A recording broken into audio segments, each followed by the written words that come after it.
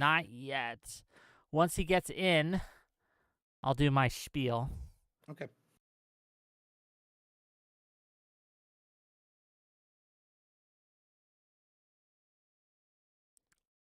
Yeah, he's here, right? He's DMing me. I just don't know why.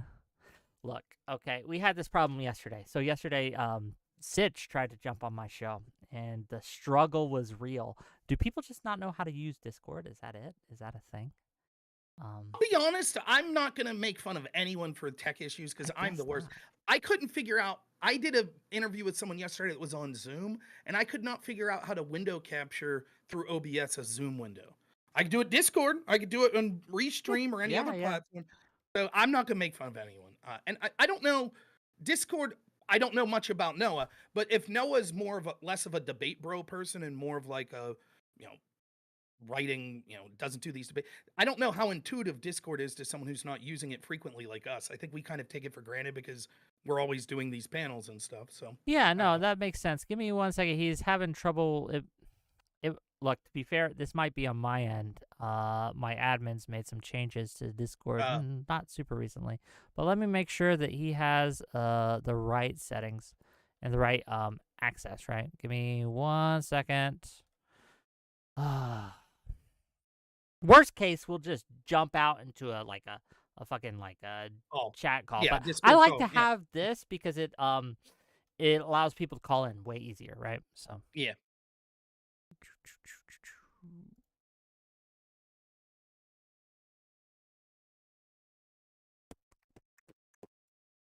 Here I am. Look, this is karma, right? I'm making fun of Sitch for oh man, he was having so much trouble, and then here I am struggling with these settings.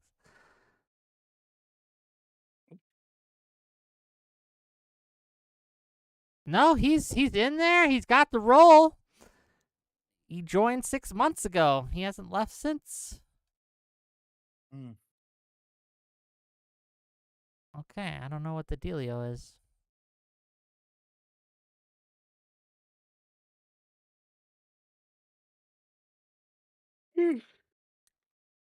Oh.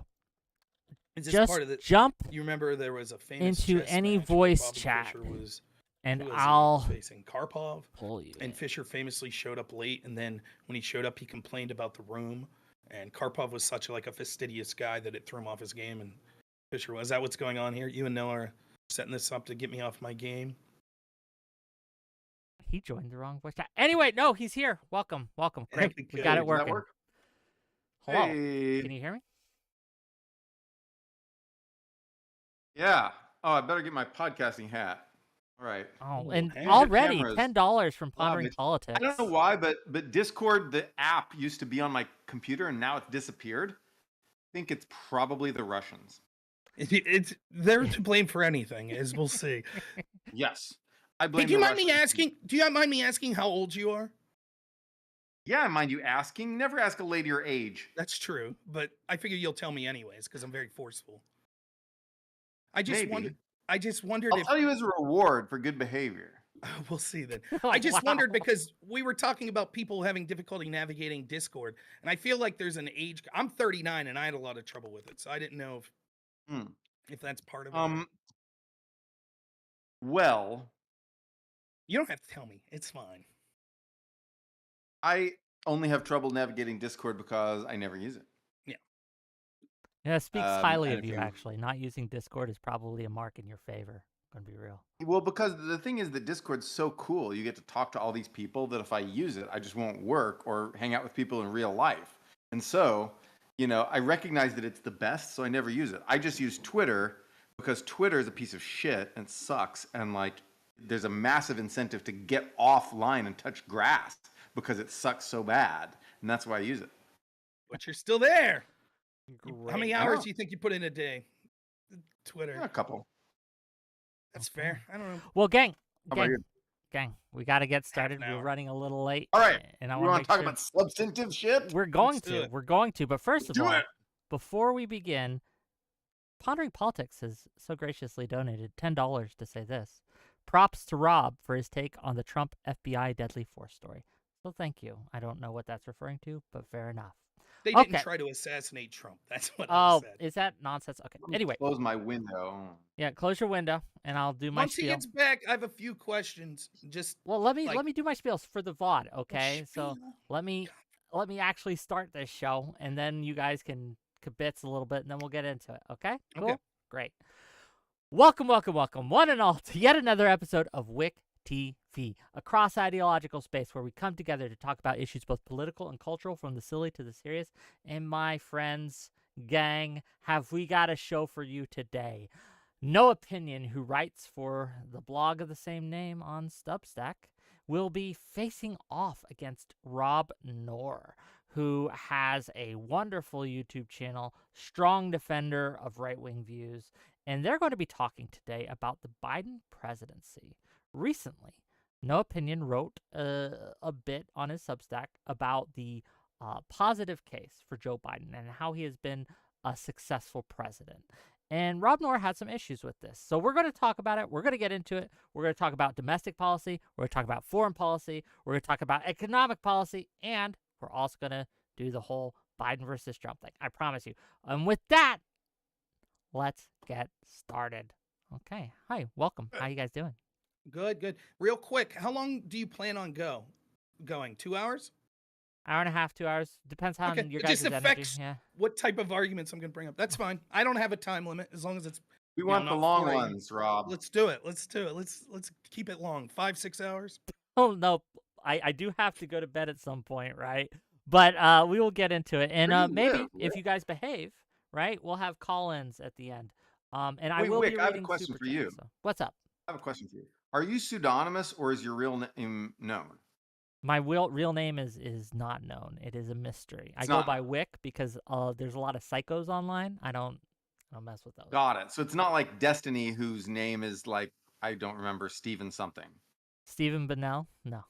I'm Yes, not Stephen Destiny. Bennell. Or Hassan, whose name is actually Hassan. Yeah, Hamas biker? No, not him. Hamas Spike. But anyway. No, Sounds racist. I go by Wick because it's I like the sound of it. You really pronounce it, you got to pronounce the H in it like Wick, like white. But, you know, it is what it is. Okay, wait, Rob, where are you from and based right now? Clarion, Pennsylvania. Pennsylvania. All right. Yep. The rural center of Pennsylvania, Pennsyltucky, as it's been called. So Got it. Now I have an important question for you before we get started, which is Pittsburgh part of the Midwest? I don't think so. I don't view it that way. I do consider myself a Yinzer, though. I didn't know it until I started debating in college. I'd go around, and within 3 minutes, people would be like, "You from Pittsburgh?" I was like, "How'd you get that?" So I guess I have an accent, but wearing my Steel City shirt tonight too, representing. So Nice. Oh, I should have worn my Biden shirt. I think it's dirty. It's in the I'm sure it dirties. is. Yeah, Okay. because I just wear it so much. I just wear it all around. You know, it's Dark Brandon. He's got that red glowing eyes. You're leading for him, yeah. Wow. All right, well, I'm shall we? glad we're bonding. But I guess ready. let's start off, and I want We to. don't have Brianna here. Otherwise, the accusations of anti-Semitism would already be flying. It would be amazing. We'd be knee deep in it. Okay. Did you know I was involved in Gamergate? Oh wait, wrong debate. Sorry. Were you really? No, I'm making fun of Brianna. It's a Good. dig, if you will. Because Gamergate is the lamest shit I ever saw. All right, let's back to it. Okay. Well, let's start. I'm going to give you each introductions, right? Tell people who you are if they don't know already, right? And also make either the positive or the negative case for Joe Biden. And we're going to start with you, Noah. Why should we vote for Joe Biden? Go ahead. Well, besides the fact that I don't like Trump, which is, that's a whole nother thing, let's try to make a positive case for Joe Biden. All my life, I have been hearing people, presidents, legislators say they're going to revive American manufacturing. They're gonna jumpstart American manufacturing, bring it back, reshore, and Trump included. None of them ever did a damn thing, including Trump. Trump did some little tariffs. They did nothing. Not entirely nothing, but nothing to reshore American manufacturing. He yelled at a couple companies to bring manufacturing back, whatever. He talked a big game, and that was important. It was important to talk a big game to sort of kick people out of the whole free trade orthodoxy that had been, strangling our minds like an octopus for decades. But he didn't. He bashed the old orthodoxy into the ground, but he didn't really put anything in its place. And all these people have been saying it. Obama said he was going to do this. George W. Bush said he was going to do this. None of them ever did it. Biden did it. Unbelievable. If you look at factory construction spending, adjusted for cost, right? This is not like a dollars inflation bullshit, whatever, nominal. I'm talking about real construction spending, adjusted for the cost of actual factory construction. It's like a hockey stick. It's like this giant surge of factory construction. And we can actually, count the factories being constructed and, all the stuff. There's a lot. And it's in exactly the stuff that Biden, and Congress, right, wanted factories to be constructed. Chips and cars and batteries and things like this. Amazing. He did something. Someone did something. Oh my God. Can I curse on the stream? Is it? You fucking can't. Oh my fucking God. He did it. He actually did it. And to me, that, I have other reasons to vote for Biden, but that is the reason to vote for Biden above all other things, is that everyone else talked about reviving American manufacturing, and Biden did something. Now, will this lead to like a durable renaissance of manufacturing industry in America? It's too early to tell. There's nothing that would tell us that within 3 years, 2 years, right? There's nothing on earth that could tell us that, but it's going really great so far. And even some of the cases, like, at first TSMC had problems with unions, but now those got solved. And that first TMC is like, oh, actually, we're going to delay it. And then suddenly they're back on schedule. So things are going all right. In terms of this manufacturing revival, we're seeing throughout the Rust Belt and parts of the South, we're seeing battery factories sort of mushroom up. My home state of Texas is host to a lot of factories, and Texas makes it really easy to build stuff. California, no factories, right? They don't make it easy to build stuff. Texas, they absolutely do. Alabama, Ohio, Michigan, places like this, Indiana, Arizona, there's factories going up. And so this is like, to me, this is what Biden did that was different. He did something different, right? And we haven't seen something different. Hello? Froze up on me. Is that me? Huh? Oh, you froze up for a minute. That's, oh yeah, sorry. Yeah. Biden did something different, and then we haven't seen something different for it, and that's where you froze. Since Reagan, we haven't seen something different since Reagan, since I was a baby. And I said that tells you how old I was. And so that's incredible. And so Biden deserves credit for that. Massive credit. And I think it's helping the economy. The factory spending's helping the economy. People have jobs, wages going up. That's good. But I think that the true benefits have yet to be seen. The true benefits in a revitalization of American manufacturing, which, by the way, we need American manufacturing, not just to give people jobs. I love giving people jobs. That's great, right? Awesome. However, we are in real danger of losing the Cold War to China, of basically getting beat by China, because they have immense manufacturing capacity. And we've got to do something about that. And Biden is doing something about that. I don't know if it'll be enough. It'll have to be a lot to match what China's doing. I don't know if it'll be enough, but we couldn't just keep going the way we were and not doing anything. We couldn't, keep going the way we were and have any chance of standing up to China in a war. Now, maybe if we can sustain momentum for these Biden policies, we can have a fighting chance against China in that potential war, which would be a big war. But which I'm kind of worried about.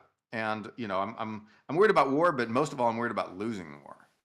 And so I'm a fan for that reason. I think there's other good things about Biden. We could talk about other things, but if that's enough, if just stating that one basic central case about manufacturing is enough, then we can go on. I don't want to monopolize. Oh, yeah, it's a good start, and we'll get into it. Like I said, we'll get into the foreign policy. We'll get into all that, right? We can talk about all that stuff in a bit. Good start.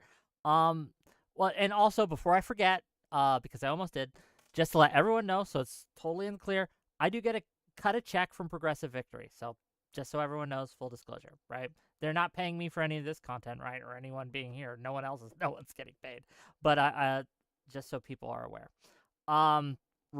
Hey, Wick, I thought you were a conservative. Why did you think I was a conservative? I guess because when there's no one else to argue with Brianna, you just argue with her a lot. Yeah, I mean, like I have substantive disagreements with Brianna Wu. Fair enough. All right. Anyway. Yeah. Rob, why The shouldn't more we you vote for know. Biden? We don't even know your real name. You're a man of mystery. You wear a raincoat. We don't even know who you are. You're in this It's a mysterious wizard's raincoat. robe. A raincoat? You What? could be This from is a the wizard CIA. outfit. Rob, go I ahead. would, Alright. if I was you, I'd delay my opening to reference Wick's great wardrobe. So originally the topic was given to me was Biden's presidency, whether or not it's been a success. It doesn't matter. It's all the same. Biden vis-a-vis Trump, whatever. On the point of whether or not Biden's presidency was a success, I think what you'll see throughout this debate is basically the Biden administration stance, which is don't believe your lying eyes. They're going to tell you the border's secure. They're going to tell you the economy's humming along. They're going to tell you that they've had massive foreign policy victories. And yet everyone who's remotely looking at this objectively can see that these things aren't true, that that's not the case. That people in this country are suffering, that they realize that they are not the priority of the Biden administration, or for that matter, even establishment people in the Republican and Democratic Party, and that life is getting worse in a litany of ways and getting more dangerous. And so that's the case I'll be making today. There's three areas that we could focus on primarily. The first would be foreign policy. Now, a lot of this, I will be fair, I enjoy debating people that are strongly opinionated and researched on something. So I will use a lot of the arguments that Noah made in his piece that he wrote.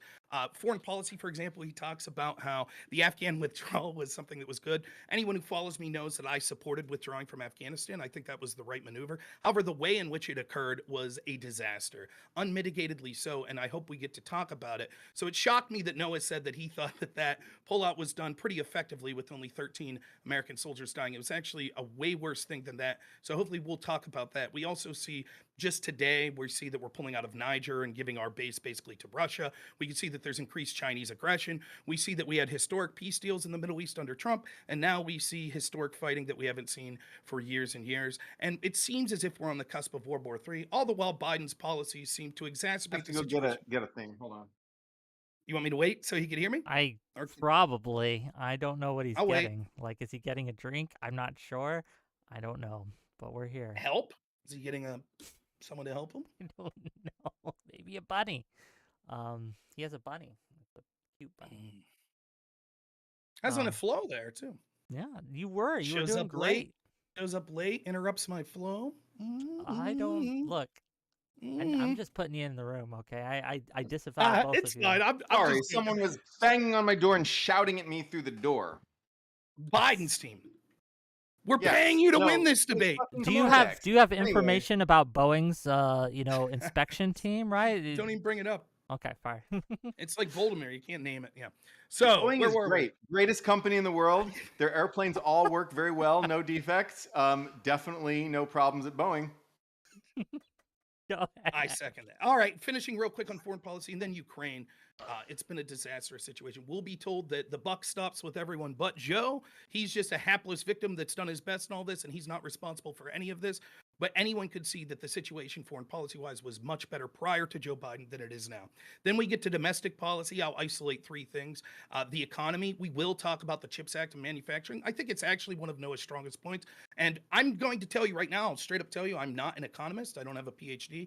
I am a redneck who works home health care in rural America. However, I understand somewhat of the economy and can see what's going on around me. And I understand that people are able to manipulate statistics to make things seem as if they're not. And so just like with the border crisis, and we were told over and over that it wasn't a crisis, it wasn't a problem, anyone who could just look at the border could see that that wasn't true. The same is true of the economy. Anyone who buys groceries, that pays rent, that has tried to purchase a house recently knows the sad shape of the economy. And so we'll get into those numbers and to why the economy is a very bad point for what Joe Biden's done. Immigration, as I've already mentioned. And then I would be remiss if I didn't mention crime, because it's something that Noah brought up in his piece. So I hope to make the case that crime is actually worse under Biden, at least in ways that affect people in their everyday life, and that is worrying people that traditionally didn't have to worry about these types of crimes. The last thing is sort of general, and I will put in this general category because Wick did mention it, and that was the third category. So I'll put in it, one, the competency of Joe Biden. Joe Biden has dementia.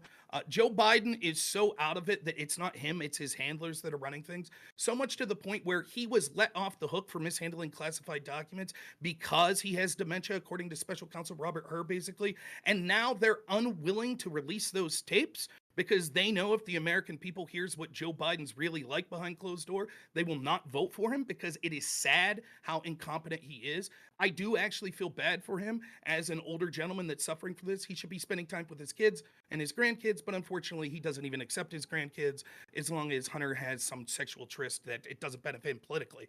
There's also the ideas of corruption. We can see that he's targeting people, like his administration is targeting parents at school boards that he don't like, targeting people that he doesn't like online for mass censorship, targeting his political opponents such as Trump and a bunch of lawyers that are going after him.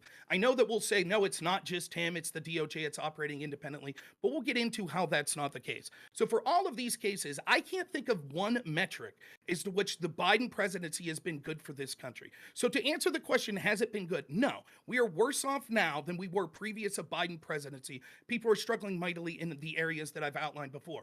And to answer whether or not we should prefer him or Donald Trump, although there are a lot of things that we could criticize Trump for, and I'm sure we'll get to some of those, especially on the economic side that we'll get to in this debate. I'm sure there'll be agreements between Noah and I think that he is unquestionably preferable. To me, the biggest issue is corruption. The fact that we have institutions that put their thumb on the scales of our democracy, such as the FBI, that since the time that Trump came down that escalator have been going at him lock, stock, in collaboration with the Democrats and with establishment politicians, is the biggest threat to our country. No and me could have a passionate case about whether the CHIPS Act's good, whether manufacturing and free trade needs to increase, etc.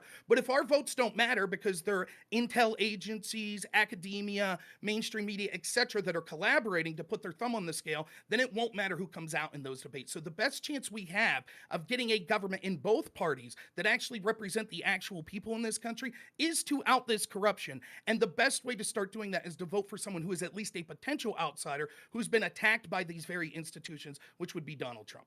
Okay, and with that, it's open. You guys can discuss, and a lot's been said on both sides. Go ahead. We can, if you want to start, sorry, go ahead. I was gonna say, I just decided to start with something, simple, like a one point, because whenever there's like this laundry list of points, I feel like, oh my God, like there's just, it's just so many talking points. I feel like the sort of partisan, anti-Biden shouters and the partisan anti-Trump shouters, assemble this list of talking points. Like Hunter Biden, who gives a fuck? I don't give a fuck about Hunter fucking Biden. Well, I know you. But it's always on the list. It's got to be on the list. It's got to be, because you got to name everything. Benghazi. What the fuck was Benghazi? I don't know what that was. I know, no one said Benghazi, but my point is that that was the list of another year. Okay, the last time they made the standard list. There's a standard list of talking points, and I can rebut the individual talking points. Of course, crime is down. You want to start? Of course, crime is down. You want to start with crime? We can. Yeah, let's start with crime. But the point is that there's just it feels like a dump. It feels like a data dump. Like you write a bullet point list and then just dump it out. And I can't do that kind of debate. I have to debate point by point like this. Like I can't skip from Hunter Biden to Afghanistan to this. I'm gonna have to debate point by point, is what I'm saying. Okay, so let's start with the concrete thing. We'll do point by point. But we'll start with crime. That's fine. But if I could rebut what you're saying here, have you ever written a book? Well, I'm writing one now. Yeah. And in the book, do you have things like an abstract, an overview, things like that explain what the book's about? Well, no, you do that in a scientific paper. You'll have a thing that's saying section 1. I do this. In section 2. I do this. Books do the problem the is same that you can't. No, you don't do it with a book, but you do it with a paper. Sure. But the point is that when you have that, you can go reference that back. Whereas when you talk, it just sort of runs by in the stream, and I'm just like, oh my gosh. The point is, when someone asks you to give an opening statement, it is in effect an overview, and you're going to outline briefly all of the reasons you have for endorsing the position you do, which is what I did. I'm gonna nip this. I'm gonna nip this because I don't care about opening one issue. Right. So you want to talk about crime? I have more. I'm just telling the audience, I don't just have one single point to make, even though I made one main point in my opening statement. I'm saying that's just how I think about things.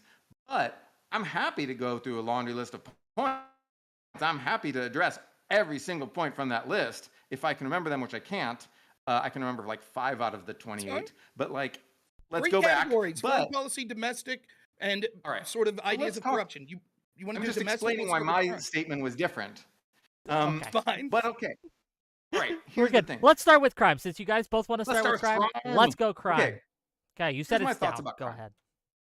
Crime is way down, but here's why I think that. I've looked at crime statistics, and I know that crime reporting it can change a lot. How many crimes people report to the cops changes dramatically from time to time. And sometimes when crime goes up, it can induce people to report less because they're just like, there's so much crime, it's not even worth calling the police for this particular crime. So sometimes when crime actually goes up, it can look like it went down in the data. And I understand that.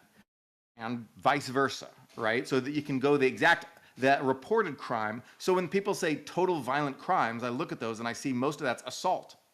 And I say, okay, well, someone punched someone in a bar. Who the fuck cares? Like in a low crime area in Japan, someone gets punched in a bar, you call the cops. In, Austin, Texas, maybe you wouldn't because that's just Texas.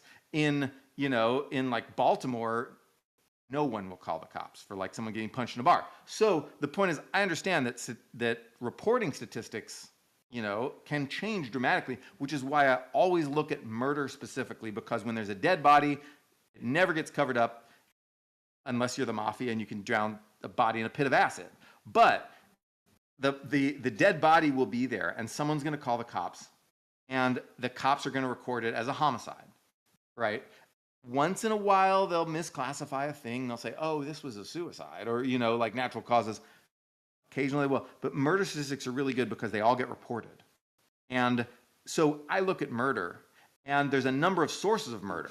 So there's cities that report to the FBI. Sometimes they report, sometimes they don't. The ones that report, you can tell. There's victimization surveys where you say, do you know anyone who's been murdered? There's other things where there's people who actually go and call every police department and say, how many homicides did you record this year? Right? And they know, and they get very good coverage. They get pretty much any police department in the entire nation will tell you their number of homicides for the year.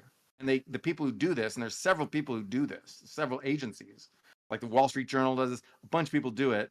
Most of these are fairly conservative outfits too who do this.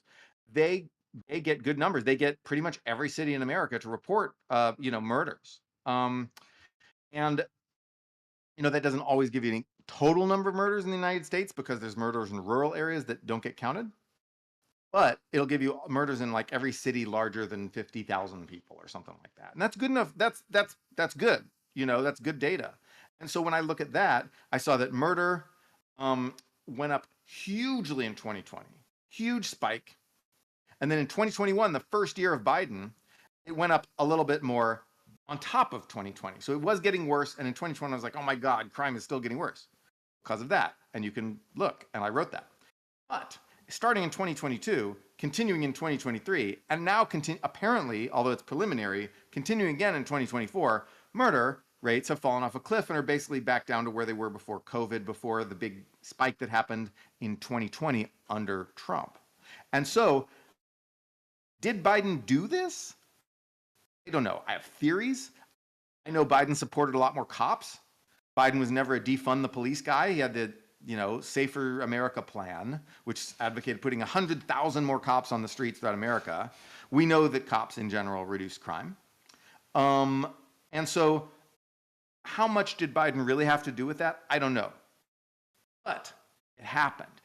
And it blows my mind that when people say like, oh, it didn't really happen, because like you don't get better crime statistics than these murder numbers. All right, so if I could jump in here. So there's a couple things to say. First up, I think that it's erroneous to just look at homicide numbers when you're talking about people that are speaking about being concerned about crime. And I assume that's why you wrote this bit in the piece.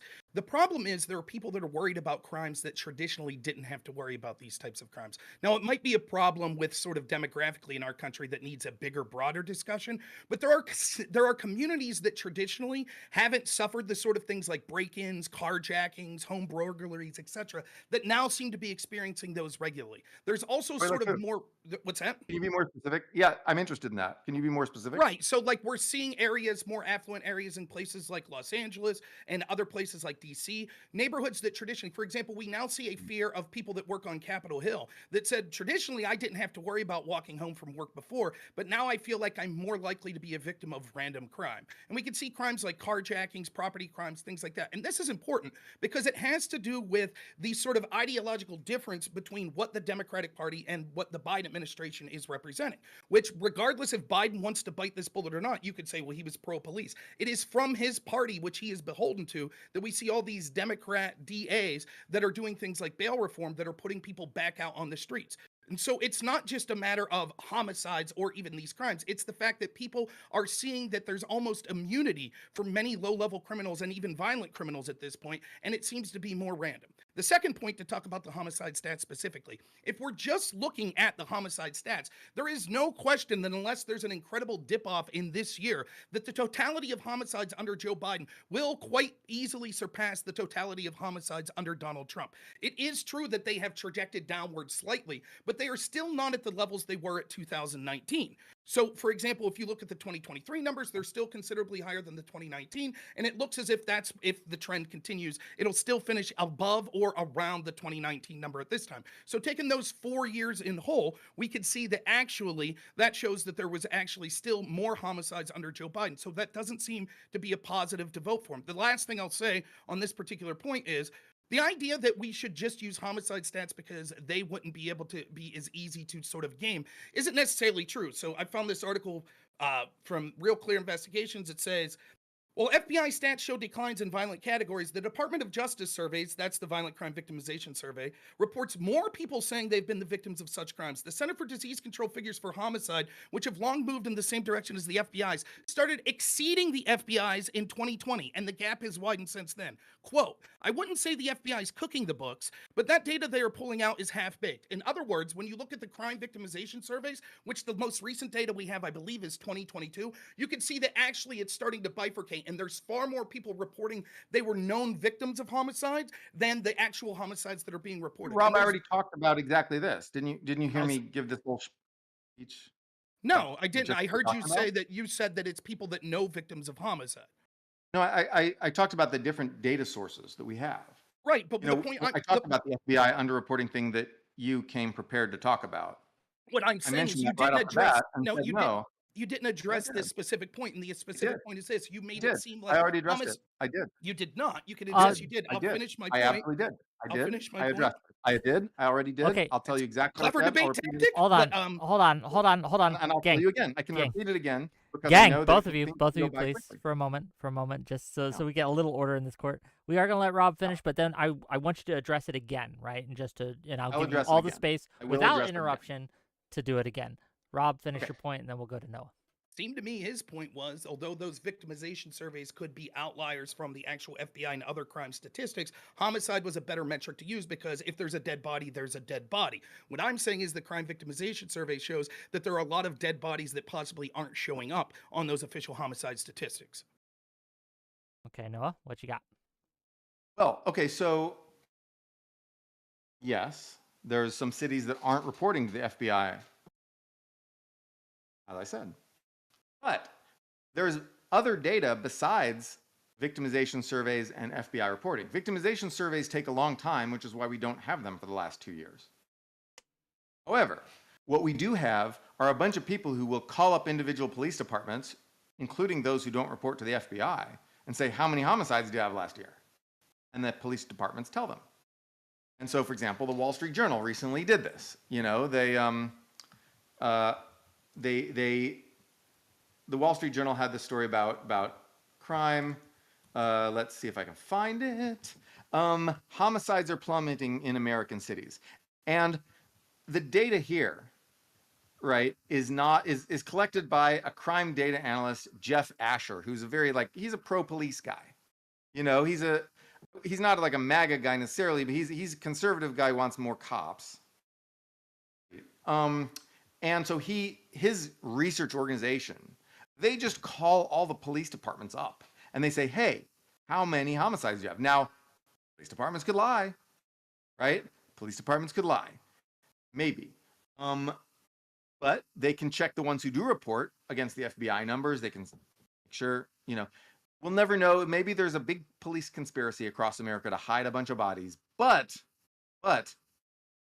it's the best data we have. And when you call up all those police departments, you don't have the problem of cities that don't report to the FBI, because if they don't report to the FBI, you still call them up and say, "Hi, I'm on the phone," and they get great coverage. So if you look at a list of cities, you can see the whole list of cities. You can check they're all there. And Jeff Asher isn't the only one who does this either. There's a couple other groups who do this too, and they find this. They all get the same numbers. They all get the same thing. So that's the data that I'm going on, because it doesn't take, it's not 2 years stale, at least 2.5 years stale, like the victimization survey, which I do look at, which is important.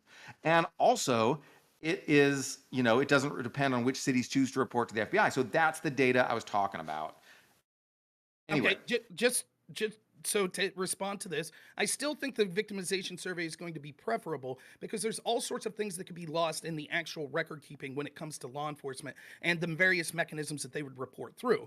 So we could see that there's already, all I'm saying is to take the numbers as gospel that, homicides are on the way down, which doesn't address the fact that in totality, homicides are up overall under Joe Biden than they were under Trump. And it doesn't affect the fact of all the other crimes that I was talking about. But just focusing on those numbers, I talked about the discrepancy that you could see from the victimization. I don't see a reason to not prefer the victimization, other than your very real argument that the victimization survey is always a few years behind. But that's because they're taking their time with it, and it takes time for these people to come in. But you're right, if we're trying to look for data for 2024, the victimization survey is not going to help. So we'll have to see in a couple years what those numbers show. However, the idea that there's people checking in on sort of, calling and checking in. Again, this same article, let's go with a couple things it says. In Baltimore, the police department and various news reports put the total of homicides of 2022 between 332 and 336, but the FBI data set puts the number at 272. Baltimore police officials did not reply to our inquiries about the widespread reported numbers, and if anyone in the city's department had brought it to the FBI. Similarly, police departments in Milwaukee and Nashville did not respond to questions about divergencies between their stats on robberies. Milwaukee police reported a 7% increase in robberies, but the FBI reported a 13% decline. Now, if it's true that there are diligent people that are calling and making sure these numbers are on the up and up, then it would seem that these discrepancies would be rare. But it seems that they occur quite frequently. Let's take the higher numbers then. Why? Because that's more favorable to your argument. So if even the higher numbers are way, way, way down, then that means I'm right. But that's not, but how would we know that? These are higher numbers that are talking about a discrepancy from the data set that we have that's complete in 2022. And so even if you could say, well, if we just take the higher numbers in these instances, the point that I'm showing to make by those discrepancies is that these aren't complete numbers. And so just because we caught it twice, do you believe these are the only two police departments that occurred in? No, I think what you're talking about occurs everywhere for non-homicide crimes. Well, That specifically many mentioned crimes, homicide in if you Baltimore. use victimization numbers, then you're going to get people who didn't call the cops and the cops never heard about it. And that happens. That's incredibly well known. It was the first thing I talked about, and it's why I use homicide to begin with. For victimization surveys for homicide, you can't call up a dead guy and say, "Did you get..." Oh, you're cutting out. Is this me? You can't do that. So homicide victimization, I don't know. I think it's me. It's probably me. I don't know why I'm getting this booping noise. You're good now. Sorry, it's Okay. just, yeah. Sorry. I apologize for the booping. That's not your fault, clearly. That's all right. All right. So, no, it is my fault for not knowing how to use Discord. But anyway, because I'm old, but I'm still wearing a hat with a rabbit dumpling thing drinking boba, even though I'm old. All right. So, I guess my point is victimization surveys for homicide are really easy because you got to get the name of the victim. Right? Because if you call up 10 people who all knew the same guy who died, you're not going to count 10 homicides. So you got to make sure they're not overlapped. So you can't double count. So if you have victimization surveys for murder, it's really hard because you have to check the names of the people. That's really hard. Victimization surveys for assault, you can say, were you assaulted? A lot easier. And we know there's a discrepancy. There's always a discrepancy because a lot of crimes don't get the cops called, but homicides do. Homicides, cops always get called because no one can hide a stinky, decaying, horrible dead body. And so the cops always get called for a dead body. That's not entirely true, but again, just to wrap up this point, because I think we will have a lot. I'm sure someone throws a body in the river, but almost nobody. Like, look, I did social science, right? I worked with data, and you'll never get a perfect data source in the world. You'll never know exactly the right number of anything in the world. But calling up police departments and saying, hey, police, how many homicides did you have this year? And calling up every single police department. And then we have multiple different sets of people doing this.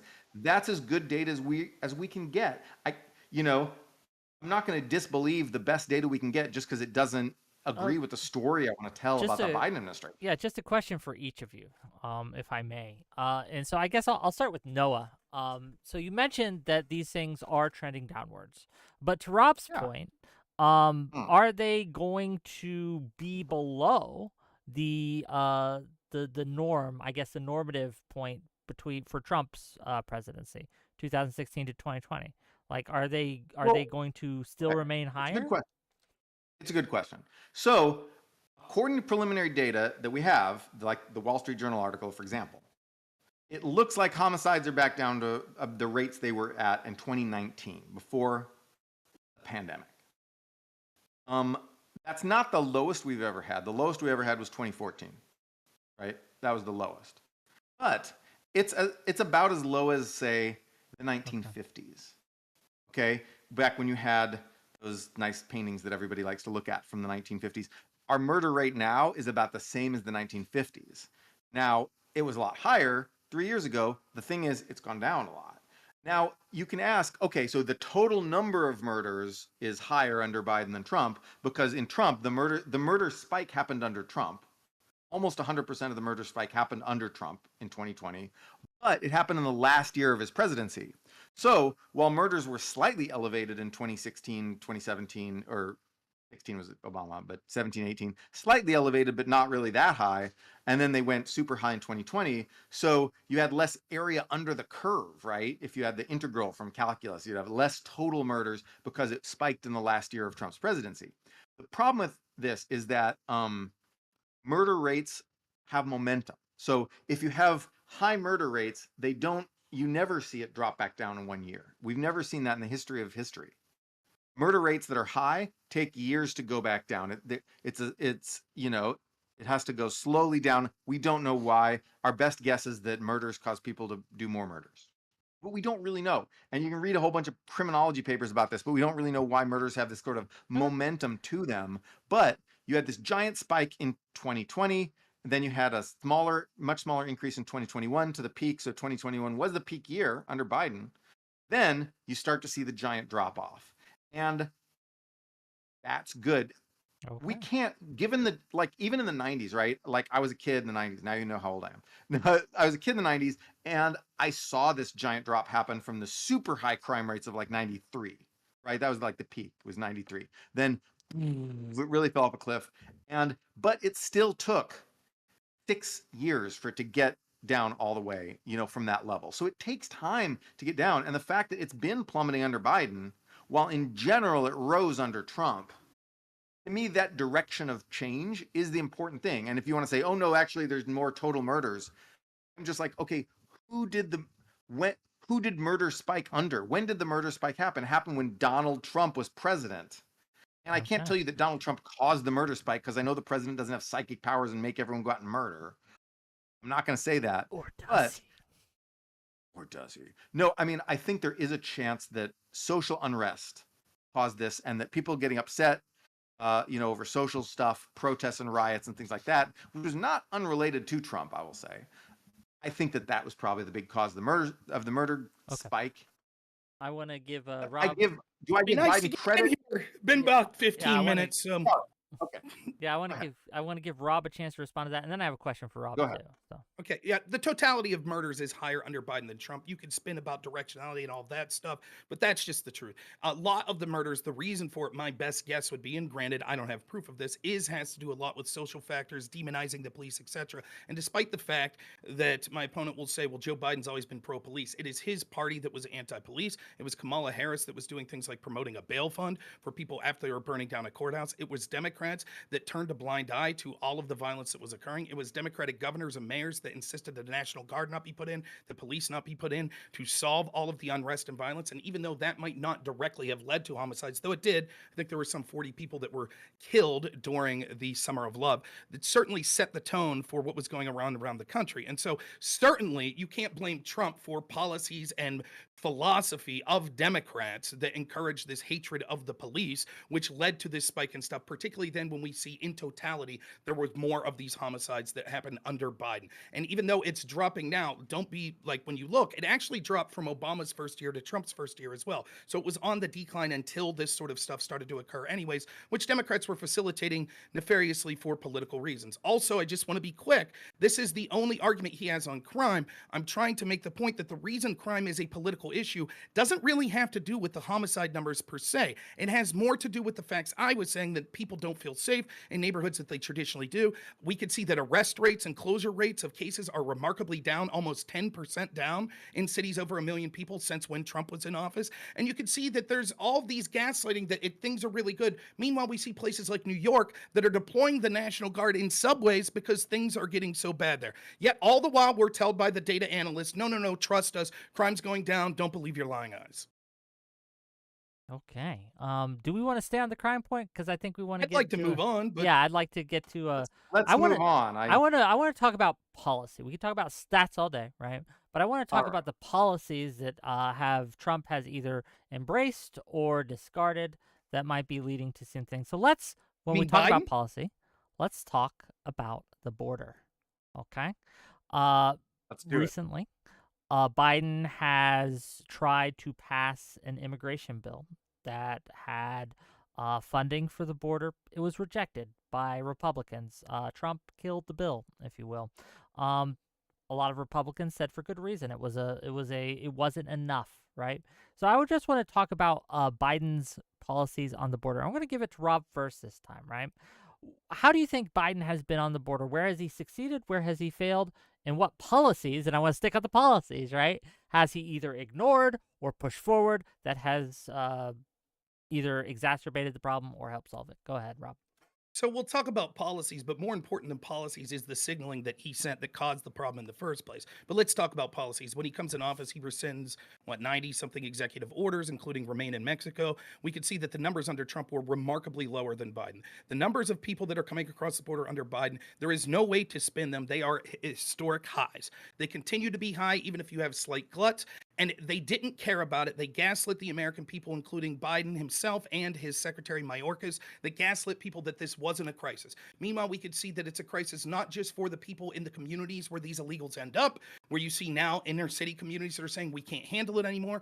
We were told it was all fine when it was conservative border cities. It was fine to have all those people there. But send 40 people to Martha's Vineyard for 24 hours and Miyama, have your Fruit Loops and see you later. We can't handle it anymore. You see this occurring in all sorts of city council meetings in traditionally black neighborhoods now, where they feel that they've been suffering from poverty for years and years. Democrats have done nothing to help them, but all of a sudden they're sending fat checks out to illegal immigrants. Biden's administration did nothing and allowed this wave to occur. They thought that it helped them politically. They were happy with the import of cheap labor and the import of people that would ideologically more likely agree with them. So they did nothing about this crisis. And now during an election year, they try to come out and say, oh, actually, it was a problem all along. Wasn't a problem in 2021, wasn't a problem in 2022, wasn't a problem in 2023. But now in 2024, it's a problem, and it's Trump's fault. That's whose fault it is. The bill they put forth is garbage. What it would have done would give all sorts of loopholes. The House bill that was put forth would have done far better, even though it didn't go far enough either. And Biden would be able to issue executive orders or reinstitute those that Trump had that would be able to keep those numbers at Trump's level. But the last and most important thing to remember is this. When the Democratic Party, including Joe Biden, were asked on the debate stage whether or not it should be a criminal offense for people to come illegally, illegal migrants, none raised their hand. When they were asked if they should get benefits, all raised their hand. When they interview people that are crossing the border, why are you here? They say because they think Biden will let them in. They thought Trump would keep them away, and they think Biden will let them in. And that's exactly what's happening. And because of that, there's not just an... What's that? Who's they? Who's they? You're talking about the people who raised the Democratic Party? Yeah. Oh, I'm sorry, the illegal immigrants is who I'm talking about. Was this a focus group? No, it wasn't a focus group. Let me finish my point, and then you could Oh, ask me a sorry. question if you want. So, Oh, sorry. real quick to finish the point. So, we could see that it's a humanitarian crisis of people that are being smuggled by coyotes, that are being sexually trafficked, and we now also see that are in this place where World War III or a significant conflict with Iran, China, that which Noah's talked about, fearful of a war with China. We see all sorts of people from those nationalities that are now coming across the border unvetted. It is a disaster that's already occurred, and it's waiting to explode even further, and it's happened solely because of the policies and the position that Joe Biden has set forth. Okay. What do you think, Noah? Go ahead. Biden's Okay. policies So, on the border. Go ahead. right. First, I just want to say I think people don't understand where this border crisis is coming from, why it's happening. And this is something I found only after reading a hell of a lot about immigration. I was going to write a book about immigration, actually, and I read about 35 books about it, but I didn't find what was causing this border crisis until I just really researched the law. The problem is asylum. So, according to this 1967 treaty that we signed, the UN Convention on the Status of Refugees, you can't discriminate against someone on an asylum request if they enter the country illegally. We signed and ratified that. And that was dumb because nobody at the time anticipated this kind of crisis, even though they should have, because they were just dumb. And I don't know, because I wasn't there in 1967. Not that old. So, but the problem is now, at some point starting in the 2010s, but then really continuing recently, more and more, everybody in the world, including, originally Central America, but then the whole world realized that if you can get across the border and turn yourself into the border patrol, you can request asylum, and they have to give you a hearing because we signed that treaty. That's the law. And we passed a law about asylum that says you have to do that. And so that's stupid. And so what we need to do is just reform that law and change that law so that if you cross the border illegally, you're not allowed to apply for asylum. Say, sorry, 1967 UN Convention on the Status of Human Refugees. That was a mistake. We're not going to abide by that. And then, sue us, okay? But all right, so that's what we need to do. We need to change that law. So far, I have seen only one human being ever mention that law needs to be changed. That happened to be Joe Biden. But not to give Biden too much credit here, he didn't harp on it a lot. He just said, until we change that law, things will never change. He's right. Rob is right that there are a lot of people in the Democratic Party who don't want to do anything about this, who do not see this as a problem at all. And it was deeply ironic when red state governors decided, okay, let's bus some of these people to New York, let's bus some of these people to Martha's Vineyard, and then there was like, oh my God, we actually have to pay for these people's services. Holy shit, we thought someone else was going to pay, and then they had to pay, and then they were like, okay, this is a crisis. And that's when sentiment really got mad in America about the border crisis. So you're right. You're absolutely right. And many Democrats just thought, oh, we don't need to do anything about this. It's fine. It is not fine. It's a problem. It's and no one recognizes this more than the people on the border. If you go to Texas, where I'm from, and you go down to the border where everybody on the border speaks Spanish, they are the biggest enthusiasts of border security. They want to stop these people from coming over harder than just about anybody. So I'm sympathetic. The border crisis is a crisis. It's because of a shitty law that not enough people care about fixing. Now, Republicans, I have not seen any Republican propose to fix this law. One, not Trump, not Mitch McConnell, not Mike Johnson, not anybody has proposed to fix this law. And it frustrates me because it's like, and my guess is that they just don't know that the law exists, and they've never heard of the 1967 UN Convention on the Heard of Her. They've never even heard of it. They don't know what it is. Maybe Mike Johnson knows what it is, but they don't know that this is the root of the problem. So they're not trying to fix it either. So it's a little frustrating. Now, I will say that Biden ignored this problem for too long, and that was a big mistake. He ignored it for years, and only under pressure, only when people started getting really mad about it, did he do anything about it. And the stuff that he started to try to do was very, very similar to the stuff that Trump did, which is to say, break the law, because Trump issued a bunch of executive orders that were illegal. Unfortunately, they should have been legal, but they were illegal, and courts struck them down because they were in violation of our asylum law, which we signed because we signed the 1967 blah, blah, blah, blah, blah, right? So Trump's issued these executive orders. They got struck down. What did Biden do when he finally was forced to acknowledge the problem? He issued the same executive orders Trump did, basically. Slight difference, but basically the same thing. And those will also be struck down by the courts, I promise. All the stuff in the bill that Trump killed, yes, Trump killed it. Yes, he did it because he's a jerk and he didn't want Biden to get a win in the election year. But to be fair, Biden was only doing that in the first place to pander. But the point is that those things in that bill will all get struck down by the courts because the asylum law isn't being changed. And until that asylum law is being changed, so I'm kind of just sitting here going, yeah, it's a big problem. I don't see anybody who actually wants to fix it. And I don't know why. So I'm not going to defend Biden on this. Okay, go ahead. Bash Biden all you want on this. Sure. I think it was a big mistake for Biden. But I'm frustrated because I don't think Trump is going to fix it. I think what Trump is going to do is, I don't think he understands the law or why it needs to be fixed or what, I don't think he understands any of that. But even if he did understand, I think it is more politically advantageous to him to keep this crisis going so he can keep yelling and scaring people about it. That's more valuable than actually fixing the border to Trump. And so I'm just frustrated all around. And so I don't know if I'm arguing with you here, but this is my perspective. Sure, this might be just real quick. Please. This might be a quick topic if you guys are mostly in agreement. But Rob, go ahead. Okay, so to kind of throw you a bone here a little, I would agree with you that I think when you said there's a lot of Democrats that don't want the problem solved, I agree with you. I think there's a lot of Republicans. I think there are a lot of establishment type Republicans that have no problem with the amount of illegal immigration that comes. And this has been something that before Trump came along, when Trump started talking about the border, if you followed Republican politics, a lot of people in Republican circles were focus group type people were telling Trump, don't talk about immigration. We're telling Republicans, don't talk about it. It's a losing issue. Don't talk about it. And so Trump was the first person that really put a focus and a national spotlight for president on this particular issue. So I agree with you that there are Republicans, I will give you a bone if you say there are Democrats. I think there are Republicans that feel the same way. The question is, we're deciding whether or not the Biden presidency has been effective. And on this question of immigration, it clearly hasn't. It's been a disaster.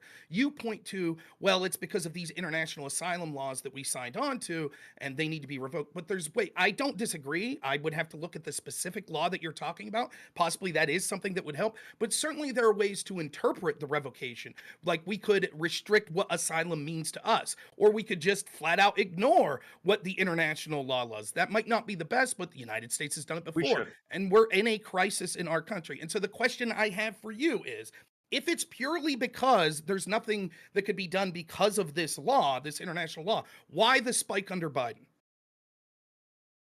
Let's bring a couple of reasons. Number one, what you said, everyone thought, oh, Biden's nicer on immigration. He's not gonna throw us in the camps or whatever the hell. Reputation, I think, was a big thing. Number two, is the end of the pandemic and America's super strong growth. If you look at our economy, it's doing better than any other economy. It's doing much better than Mexico. It's doing better than Europe. It's doing better than all these places. It's doing, and then there's a lot of, you see people from China now showing up because China's doing incredibly well right now, despite all the cars that they're making and selling. So our economy part of it was Biden's reputation, I think, but very little of it was actual policy. But I think that because the courts, had already struck down Trump's restrictions, it took Biden a while to put similar things in place. I think it was the main driver was the spread of information about the asylum loophole. Central Americans, people from like El Salvador and whatever, knew about this in 2014. People from Cameroon knew about this in 2021. Everybody knew it. Just the diffusion of information about this stupid loophole in our law took time. And also America's economy was just so great. Everyone wanted to come and work. I think the silliest argument about the borders and people like, these are military age men. It's an invasion. No, it's working age men because it's just people who want to work. All they want to do is work. They're not refugees. They're not, like, oh, I was so badly treated in my country. No, you weren't. You just want to work. And you know what? Actually, that's fine. But we should have an orderly process for bringing people into work, not a disorderly process where you get rewarded for breaking the law and crossing the border illegally and turning yourself into the Border Patrol. That's silly. That is the current law. So I agree with you. we should just say 1967 convention, blah, blah, blah, goodbye, we're changing our law. We will have to amend our law. We can't just ignore it because we did make a law that was, when we signed that convention, it said you have to make your own law that says this, right? And we did. We passed a law on asylum, our own domestic law, not some international treaty, that says if you cross illegally, you still get full asylum claim and we can't kick you out and blah, blah, blah, as long as you turn yourself in. We signed that. And it's not just that we signed that, it's that we made that law for ourselves. And so we have to revoke it. We have to cancel it. Only Congress can do that. My worry is that the MAGA people don't want to fix it because they want to have something to scare people about. They want to have something to shout about. Maybe that's paranoid. Maybe they would like to fix it. I'd like to fix it.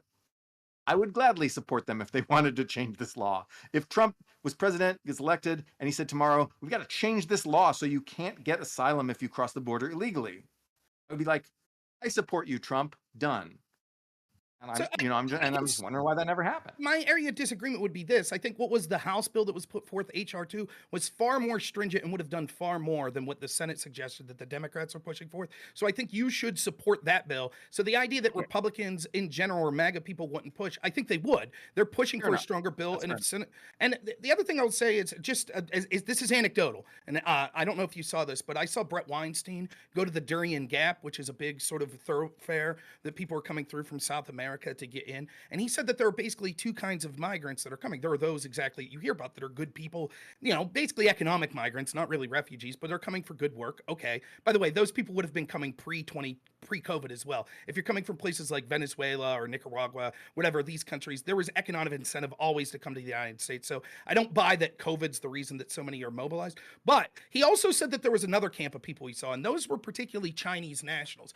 He said the feeling was incredibly hostile. They had entire camps set up, and that they were basically instructed not to talk to journalists or not to talk to people that were there, and that he felt there was almost something nefarious about it. So I'm just saying, particularly from your perspective as someone who's worried about an upcoming conflict with China, I think that there are many, many reasons that we could spend hours talking about the problem with how much illegal immigration, economic, socially, culturally, crime, illness and things that could come through. But I think one of the big things that we should be talking about is the potential for this porous border weakening us to enemies that could have terrorist strike or attack our infrastructure in certain ways. And I just think that the Biden administration, it has been an abysmal failure, and there is no sign that going forward a vote for Joe Biden or the Democratic Party in general would do anything to alleviate this. At least the Republicans are paying lip service to saying this. Democrats still are fighting with half of their constituents that think we should have complete open borders. So they can't come out and do anything about it, just like you're seeing with Israel-Palestine, which maybe we'll get to at some point. The Democrat Party split. Half of these young progressives are like, oh no, we have to welcome everyone with open arms. The Statue of Liberty says X. And then half the Democratic Party's like old school, like union people that are like, what are you doing? You're depressing our wages. Like, we can't have any more of these people you're taking away our town buildings to house illegal immigrants, etc. And if we're not careful, we're going to end up like Europe, like the UK, which I just saw a poll on Good Morning Britain the other day.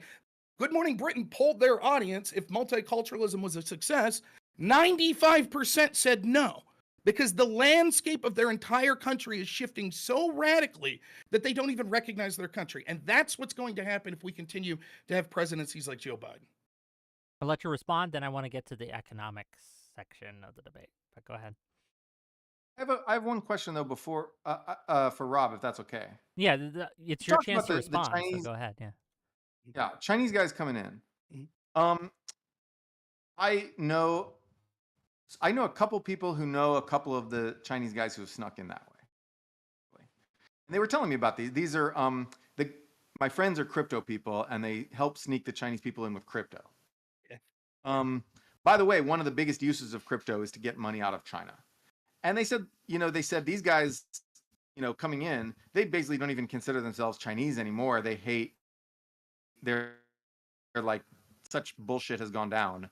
Like, they're like, I'm ethnically Chinese, but I don't want anything to do with, Xi Jinping and this stuff that's going on.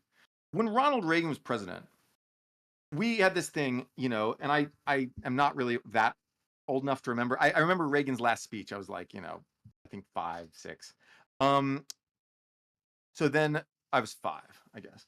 So when Ronald Reagan left, he was like, we're the city on a hill, to all these people. escaping these horrible regimes. And I know that China sucks, and it sucks worse than people say. Like it's more sucky on the inside than it looks to us on the outside, or for tourists who just go see like the delivery robots and whatever that they have. Like for regular people, it sucks more. I feel for these people, and I want to be like Reagan told us to be. And I don't care if that makes me a bad Democrat for saying that Reagan was good, but I've said it online, and I got dogpiled online for saying You're this. out, man. You're out now. I'm you out. just got kicked out of the club. No, I don't. But Who cares? This is the I'm just a problem. blogger. They don't care. Look, here's. But what do we do Sorry, about these guys? What do we do about the Chinese guys who really want to escape Xi Jinping and the bullshit that's going on there? Well, we have to accept it is the duty of our government to represent the people of this country and the citizens of this country. And so any immigration system that we have shouldn't be because of moral concerns for other people. We shouldn't actively do no harm. I'm not saying we should go out and steal a country's resources because screw them. I'm not saying that. But what I'm saying is, as long as there are people that need the services of the government here, we shouldn't be worried about being morally virtuous to people around the world. And so any immigration system, particularly with these group of people that are trying to flee Xi, we would have to accept that the people that we were bringing in, we think would be of net benefit to our country. So we're not doing it as a favor. We're doing it because it would be net beneficial to us. And the problem is, just like when you hear people say things like this, well, 97% of people that are let go return for their immigration hearing. And the problem is, right, but if there were bad people like in ISIS or working for the Chinese government, do you think they'd be in the 97% that returned or the 3% that wouldn't? And so the problem is by allowing this sort of system where we're allowing this flood, basically an open border where anyone who wants to come basically gets to come through. If a country was going to be hostile to us, which is inevitable, countries like Iran, China, North Korea, etc., they are going to exploit this system. And there will inevitably come a time. And then what's terrible is not only will there be some bad event that occurs, but then the very people that have allowed this porous border will then use that event as an excuse to strip more rights from Americans, just like we saw with things like the Patriot Act. So I think that while we're telling Americans you can't go through an airport without getting sniffed like you're an 8-year-old girl by Joe Biden, we at the same time have this open border where we're allowing all of these people to come through. It's just counterintuitive. It once more represents what I think the Biden administration has represented, which is this is an America last presidency. They care less about the citizens of this country and more about, doing things to help people globally or help people around the world. Any response to that? Oh, sure. Which is to say, I understand that we have to operate this country for the benefit of us. But I also feel that I benefit from people being in my country who A, can work and support our country, and B, hate our enemies. And that was what we did during the Cold War. I think we got, all the Cubans who hated Castro came here. And now, that's why Cuba's a red state. So if you like having Republicans get elected, and there was a lot of criminals, though, that Castro unleashed. A lot of criminals. I saw Scarface. I saw that. Eating octopus every day. Yeah. Eating octopus. But okay. Snorting a mountain of cocaine. Say hello to my little friend. Anyway, but the point is that, I know we got criminals, but the point is we got lots of people who improved this country because they wanted to escape the communists. There's nothing wrong with wanting to escape communists. I wish that modern day conservatives and MAGA people would understand that there's nothing wrong with people who want to get away from the commies. There's nothing wrong with that. And our country is stronger for having those people in it. Their children will be Republican voters. They can't vote themselves, but their children will be. And yeah, I'll just answer 10 seconds. It makes our country stronger. I'm stronger to have those people. I'm not because they're going to do my lawn, because they're not, but because that will strengthen the polity of my country. They're going to join the military. They're going to provide valuable intelligence, by the way. I'll just answer 10 seconds and then we can move on if you want. I'll just say the problem I'm having, though, is even if you're right that that's 95% of the people, if we have a system that's set up that's so porous that could be taken advantage of by these very countries like China, it eventually will. So even if you're right that 95% of these Chinese immigrants that are coming or illegals that are coming are actually anti-Xi, right? The problem is the 5% that will still be loyal to Xi, and the damage that they would be able to do would far outweigh. So if you want to have the system like the Cuban system, you can't have them flooding in like that occurred. What you want is a proper vetting. Hopefully, if we get to foreign policy, we'll talk about Afghanistan. I have no problem with Afghani translators that helped us in Afghanistan being welcomed into our country. What I have a problem with is we left almost all of them there and mass rushed in people that we didn't vet. That's the problem. And so to say, but I welcome people that don't like the Taliban, of course, that's an argument that could be made, but that's not the only group of people we're getting. And that's the problem with having this open border. Okay. Just one of many. Fair enough. I think we're circling drain on this a bit. There wasn't as much disagreement as I thought there would be on this topic, but fair enough. Let's go to the economy then, right? And this will be the last domestic topic, then we'll get into foreign policy, I promise, right? But I think it would behoove us, since we have an economist here, to talk about the economy, right? And we'll pass this to Noah. We'll pass this to Noah first. The economy. There's a lot of people who say we are struggling, that things are going bad, that we have these super high inflations. I see on the opposite end people who say no, the Dow just closed at over 40,000, I think it was, right? If I'm getting my numbers right. And we have a surge in manufacturing, like you said, a surge in all these things, and actually things are pretty good. What's your stance on this, and how, specifically, has Biden's policies influenced it? And that's what I want to focus on. Go ahead, Noah. Right. Well, first, let me say first of all, what has been bad about the economy under Biden and what Biden did to make that worse. Let's start with that. What has been bad about Biden is that we had 2 years of high inflation. Roughly 2021 and 2022 were high inflation years. That's the highest inflation we'd seen since the 70s. It made incomes go down. It made wealth go down. It made a bunch of stuff go down that we don't want to go down, right? Wages. It sucked. That inflation sucked. And during that time, there were some Democrats who tried to say things are fine, inflation's not a problem. But I was like, no, people are right to be mad about inflation. If you Google my blog and then the phrase "people are right to be mad about inflation," you'll see me very early saying we need to do something about this as fast as we can, as fast as possible. Now, what did Biden do to exacerbate inflation? He spent too much money. So inflation was driven by a number of things, not all of which were Biden's fault. Obviously, there was oil price shock, there was supply chain disruptions, there was leftover savings from the pandemic, all that, I think Trump was right to give people a bunch of money during the pandemic, and that was good, and yet inflation was going to result because people saved up all that money in 2020, spent it in 21. That was going to always cause some inflation. I think Biden poured fuel on the fire by spending too much money in 2021 with the American Rescue Plan. They expected the pandemic to go on much longer than it did, which is to say they expected people to be hiding out in their houses in 2021 like they did in 2020, and that just didn't happen. People came out, started spending money again, and so they got this policy wrong. I think, yes, there were some things we need that was useful to spend money on, but overall, we just spent way too much money on that plan, and I was warning that's too much spending. And so I think Biden made inflation worse. When you look at it, I would say it was not a huge amount worse, given all the other things that were also causing inflation at the time, but it was noticeably worse that Biden made it. And so that was a mistake. But I will also say that the things we've done to bring inflation down since 2022 were also things that Biden largely did. And that's pretty cool, because I think that Biden he got a late start on inflation fighting. First he made it worse, then he got a late start, but then he started doing very effective stuff. The first thing he did was, so Jay Powell, the head of the Fed, was saying, I'm going to raise interest rates to bring down inflation. And a lot of progressives are like, no, you can't raise interest rates. That could put people out of work. It'll hurt the economy, right? Many friends of mine were saying that. No. He was like, nope, we're going to raise interest rates. And he renominated Powell. That was great, right? That, just like, Carter doesn't get enough credit for nominating Volcker, right? Volcker was the guy who creamed the 1970s inflation. He was a Carter appointee, Reagan reappointed him, but he was originally a Carter appointee, and he did a great job, even though it was very painful that time. This time, it happened not to be very painful, which is good. But Biden was willing to do it, and he renominated Powell, who said he was going to get tough on inflation by raising interest rates.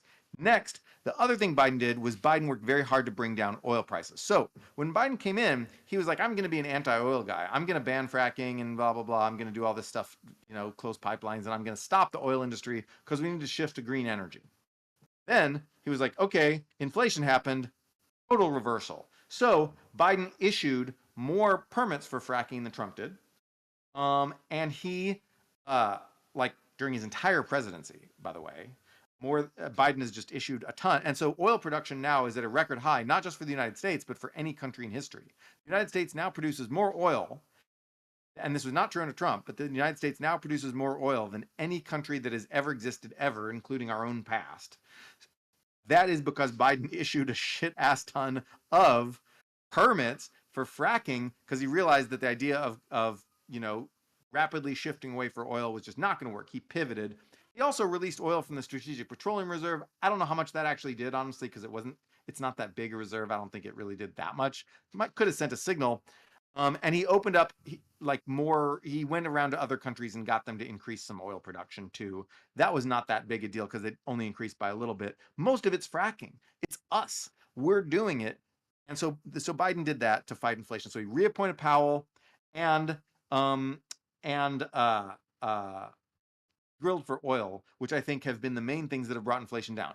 Is inflation down to where it needs to be? No. It's still about 3, maybe 3.5%, depending on whether you use the CPI or the PCE. That's too high. It's annoying, but it's not anywhere near where it was in 2021, 2022, which is like 8%, right? We brought inflation down so much, and I think most of the decrease was directly through things that Joe Biden did. So I give him a lot of credit on inflation. As for the job market, I think the job market's very strong. I don't know how much credit I give Biden for that because I think it could have gone the other way. Raising interest rates to fight inflation could have thrown people out of work, and we lucked out and it didn't. I do think the industrial policy, the building the factories, has done some things to benefit employment, but when you look at the numbers, it's only a little bit. I think that Biden's spending has done a little bit to benefit employment. But when you look at the numbers, it's only a bit. So I think that the job market is strong on its own. But I will say there's one other really important thing that Biden did, not Biden himself, but his appointees, his administration did, which was, and by the way, if you buy the theory that Biden's just too old, it's all his appointees, well, that's everything. But okay, but the point is that there in 2023, in early 2023, we saw 3 mid-sized regional banks fail. And so that threatened to cause a banking crisis. We quickly squashed it. We really squashed it with very effective measures. In fact, I was writing a post saying, here's what we need to do and listing a list of measures. And then before I hit publish on the post, a news story came out saying we had done every single one of the things that I was about to suggest. Really fast. It was like 3 days. It took us 3 days to do those things. Now, you talk to people about the great banking crisis of 2023. They're like, what? Oh yeah, there was that bank that failed, Silicon Valley Bank. Actually, there were 3 banks, but yeah. So Biden's appointees, Yellen, especially Yellen, it was mostly Yellen, crushed that financial crisis before it could get started, and that could have hurt the job market, could have really hurt things, and it didn't. It was a nothing burger. Nothing happened because they crushed it really quick. An emergency lending facility and some temporary backstops to this and that deposits. And I could go into that crap, but I won't. Biden has done a really good job in the economy, except for the fact that he spent too much money in his first year and exacerbated inflation in 2021. After that, he got religion and got really good on the economy and has been great since then. There's my thesis. Okay. Noah? Or I'm sorry, Rob? You talk so much, I got your name on my brain. Rob, the economy. This is what I've been looking forward to. I very much, let me be clear here. A lot of this, muddling through this economic data is difficult for someone who's a novice like me, but I'm doing a good faith effort and I'm trying to go through it as best as possible. So I'm always excited to debate someone in their field. So first off, let's start with this. During the Biden administration, he has increased the deficit so far $5.9 trillion. That's $7.5 trillion that he spent. So ask yourself this question. That's basically on track to what Trump would have spent, and that includes Trump's what I think was disastrous 4th year, where they spent way too much money. But that was during a pandemic. Now, I'm not excusing Trump. One of the things that I think Noah and I could probably agree on is some of this massive spending, or a large group of this massive spending, occurred before Biden was in office. Now, Biden would have supported that spending, and Democrats wanted even more spending. But it is true. We can't, that if you're someone who's a fiscal conservative that wants to look at Trump and ignore the massive spending he had, you're making a huge mistake. However, I think we could both give credit to the fact that whatever the reason, because we embrace things like lockdowns, that was going to intuit that we had to spend a bunch of money. Something I disagreed with the lockdowns and I disagreed with the spending, but that would understand why 2020 saw that massive spending. The fact that Biden's on pace to almost equal over 4 years the 4 years of Trump had, including that massive year, shows just how much money he spent. And ask yourself this, have we got a good bang for our buck? With all of this money being spent, is your life getting better? Is your purchasing power increasing? No, it looks like real wages over the course of Biden's presidency is down 4.4%. Your actual purchasing power when you include the wages that went up. Let's look at some numbers, the actual on the ground real world situation. Average consumer debt, $23,000. Only 7% of Americans make $150,000. 37% of Americans aren't investing for retirement. 66% are living paycheck to paycheck. 43% are say they're going to be in debt for the next 1 to 5 years. Price of gasoline's got up 30%. Lumber's gone up 347%. We have things like wheat that's gone up 43%. Shelter costs are up 20.9%. Gas prices and car insurance, 51%. Vehicle repairs 40%. Groceries up 20%. The fast food index, the vaunted Big Mac index that people used to use because that's something that sort of price controls and government intervention doesn't have much influence on. Depending on the numbers you're looking at, are up as high as 80%.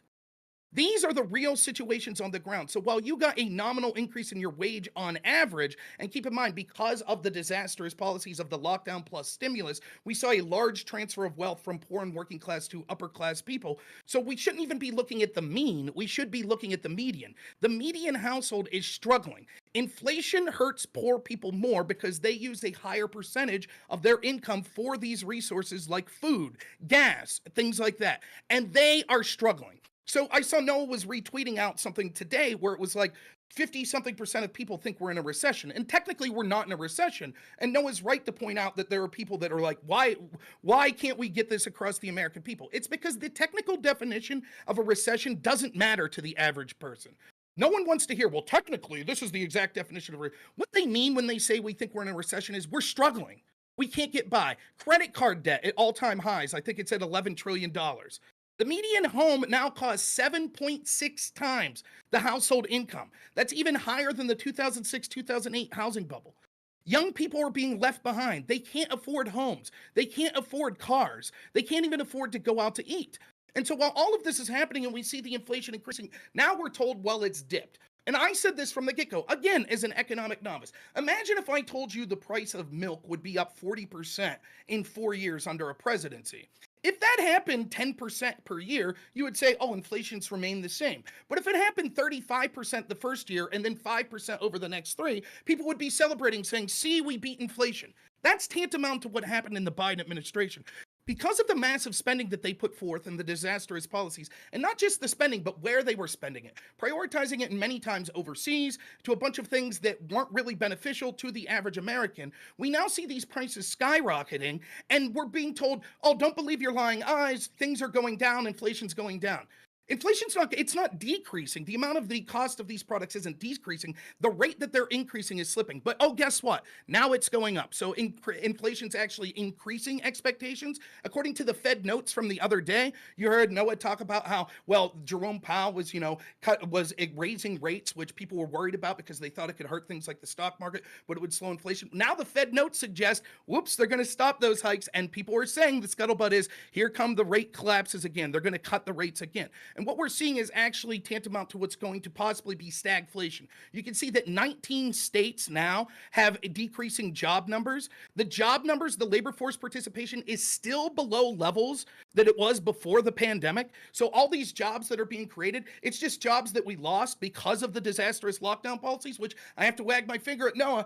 I think from looking into your record, you supported those lockdowns. So because we shut people down and forced them out of work, and now we're letting them come back to work, we say, oh, that's great, we've created all these jobs, but we still don't have the labor force participation we had pre-pandemic. And even GDP now is coming in at a third of the rates that they estimated it coming through in. So it looks like the actual growth in GDP of our country is far missing what expectations were, while we're seeing inflation start to rebound. And we were told it was all going to be the opposite. We were told inflation, we turned the corner, we beat it, and now we have this massive job growth and we have this massive burgeoning economy, and it doesn't look like that. And so unfortunately, and maybe we'll get Noah's predictions here, I predict in the next 8 to 10 months, we're going to see inflation continue to rise, even if it's just marginally, and we're going to see the GDP and the actual wealth of this country decrease, which probably will lead us to an official recession. Lots been said. Go ahead, Noah. Well, my first point that I'd like to make is that almost everything you just said was wrong. That's fine. You can go. But I will help. I will help. GDP growth is good. GDP growth is very healthy. It is not a third of what people said it would be. It is higher than forecasts. It is far higher than the rest of the developed world. If you look at America's economy, it's been like this. The rest of the developed world really slowed after COVID. We've done better than any other rich country in the world in terms of growth. So growth is great. Labor market, labor force participation rate when you include old people is down, because guess why? The baby boomers are old and they are retiring. But when you look at labor force participation among people 25 to 54, the prime age working people, it's way up. But the real number you should look at is employment rates. Employment rates are the percent of people that have jobs, right? The percent of people that actually have a job. And if you want to look at full-time or part-time, it's the same thing. But or you can look at the number of people who have full-time jobs or the number of people who have all jobs. Either way you look at it, if you look at prime age, employment rates, they're not quite all-time highs because they were a little bit higher in the late 90s, but they're as high as they were in 2019, 2018, whatever. They're pretty much the highest they've been, at around between 80 and 81%. That's really great. Everybody's got a job. And when you say we're not in a recession, I don't mean some wonky number like, oh, look, this number technically came in, because actually what determines a recession is just whether or not some economists somewhere say it is, right? It's not even some number. It's just some economist judgment. My point is the job market's amazing. Everybody who wants a job has a job. We've even seen the disabled come back to work at unprecedented rates. We've seen disabled people come back to work. We've seen, yes, the baby boomers are retiring. I understand that. America's getting older. But the job market is really the best it's been. Now, let's talk about wealth. And if you look at real wealth, we have a very good survey, the survey of consumer finances, and you look between 2019 and 2022, right? And 2022 was a bad inflation year, all right? So that was a year that inflation really hit people pretty hard, and 2021. So this is after the worst of the inflation hit people. You look at real wealth, which is wealth adjusted for inflation, it went up. It went up by more for young people, more for poor people, more for renters, more for rural people. Wealth went up. People's wealth went up, and you say, oh, the house prices have increased by so much, they can't even afford a house. Well, okay, that's true, but it is a fact of life in America that most people's wealth, unless you're rich, comes from your house. So when you talk about the value of a house going up, people like it when the value of their house goes up, because, large majority of Americans are homeowners or live in a home-owning household at least. People like when their house gets more valuable because, then you're richer when your house is more valuable. And so wealth has been doing well. Also, if you look at debt, total credit card debt numbers have been going up. But debt relative to income, the reason they've been going up is just inflation, like everything else. But if you look at debt relative to income, that has gone down. People are much less in debt than they used to be, especially before the financial crisis of 2008. I'm old enough to remember that. But people are they've delevered. They're in less debt, and the money that we spent during the pandemic, yes, which included all the money Trump spent, but also the money Biden spent too. People used that to pay down their debts. And one reason why wealth for the middle class, for the working class, is at these all-time highs, is because they pay down debts, and debt subtracts from your wealth. So when you have wealth, you have your assets, your liabilities. You pay down your liabilities with money the government hands you, which is why we gave them the money in the first place, to pay down those debts. So they pay down the debts. And so now, between the increase in house prices and the increase in house prices, those houses aren't owned by some big company. It's not like increase in food prices where it's like going to like, some rice and chicken or something, right? It's the houses are owned by the middle class and the working class of America. And so that means an increase in wealth. Between that and the debt decrease, we've seen wealth go up. In terms of wages, real wages, when there was this weird spike during the pandemic where everybody, got laid off their job for like 6 months or something like that, and wages went way up because the rich people all got to keep their jobs, and it was the poor people who got temporarily laid off. That sucked. Sorry, it was pandemic, it was shitty. But then it went right back down. And then if you subtract out that little spike and you look at the trend, it's just a smooth upward trend. Now, it was up during Trump too, and that's great, right? All credit to Trump. Good job, Trump. But under Biden, if you take out that 1 year pandemic spike, which was basically because, the poor people temporarily lost their jobs, so their wages weren't counted in the average, then you see wages just, go up. Wages under Biden have gone up more for the working class than for top earners. The people who've gained the most are the people in the bottom 20% or bottom 40% of the distribution. It's cashiers and clerks and delivery people and drivers and, just the people that I don't know, maybe you think they're invisible and maybe you don't care about them, but Democrats used to care about those guys a lot, the working class, and Republicans sometimes say they care about them. I'm not sure who really cares about those guys, but I think Biden does, because he's from the very old. One advantage of being old is that he's old enough to remember when Democrats really cared a lot about the working class. And so I think he really cared about those blue collar people, those lower wage earners, and their wages have done especially well. And I've got links to just tons of data to show that. So wealth has done well, income's done well, jobs have done well. This is not a recession. Are people upset and angry about stuff that's going on in American society? They are. But when you look at consumer sentiment, right, you see that Republicans are just unusually mad. The reason why consumer sentiment is low under Biden is because Republicans are unusually mad.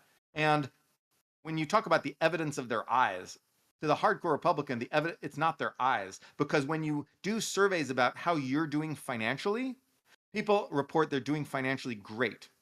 Surveys of people. You call people up and say, hey, person, how are you doing financially? People say, I'm doing great, but the national economy, that's shit. My town is doing great, but the national economy, that's terrible. And you see this pattern again and again. I can show you a million surveys. People say their own personal economic circumstances are doing great. It's only the national economy because they're reading the news. And, and these are Republicans who are saying it's bad, right? They're reading the news. And honestly, Rob, they're reading guys like you who say everything's terrible. And they think everything's terrible, but they think somehow I escaped this. Somehow I'm doing fine. Everyone else out there is doing terrible. But guess what? Everybody thinks this. Okay. Because they're not doing terrible. So the economy's good. Yeah, I want to get into the back and forth, right? You guys both are talkers. I'm going to let you know you both love it.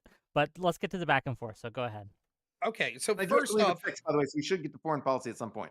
Yeah. No, we will. Don't worry. That's why I'm trying to the monologues are great, but yeah. We could wrap this up quick if you want. I'll say this. First off, I misspoke when I talked about the GDP. The GDP slowed by a third last quarter. So we're now barely above population growth when you consider the fact that we don't know between 10 and 30 million illegals that are in this country. So actually, we see that GDP is slowing. It's trajecting downward. Inflation is trajecting upwards. So there's two ways to look at this. There is the economy that we've already had with the Biden presidency, and we can see that that is an economy of people struggling, of inflation at the people at the bottom, even if their wages technically have risen at a slightly higher percentage than the people at the top of the bracket. As I said, inflation's going to harm them more, because if you're someone who's, at the top of the bracket, it doesn't matter for you that much if grocery prices go up 20% because you're still spending basically basically a fixed amount on groceries. Basically, you're not eating 100 times more because you're 100 times more wealthy. So there's a higher percentage of the pie that you have to spend on your income for these necessities like gasoline, etc. So even if it's true that someone that's in the service industry, or the restaurant industry, etc., has received a slightly higher percentage wage bump, their real wages are actually down when you consider the fact that they're spending more when it comes to inflation. So you could look at that historically and you see the numbers that I showed. You see the people that their savings are going down. That's another thing I didn't talk about, household savings that are cratering. You can see the credit card debt going up. I'll talk about that a little more in a second here. But at the same time, you can see that what we're told is, but we've rounded the corner. Okay, you suffered through those tough times, but now here it comes. Everything's going great. But that's not the case.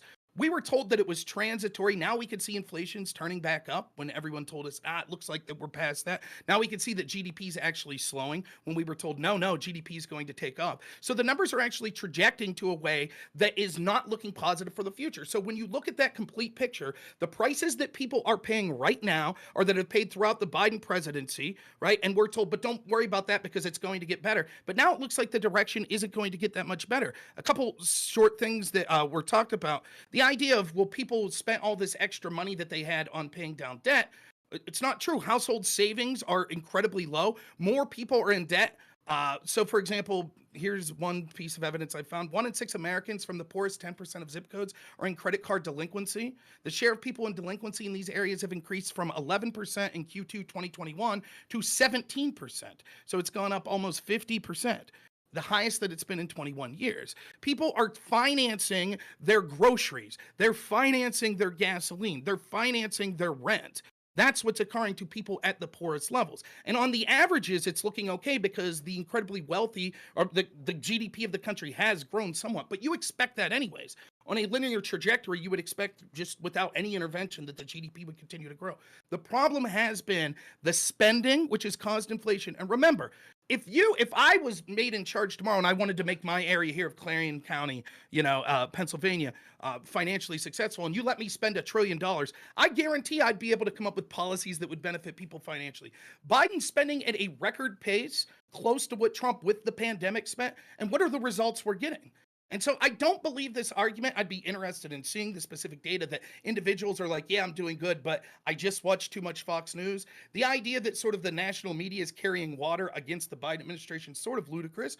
But I think that it is evident that people's savings are going down, their purchasing power is going down.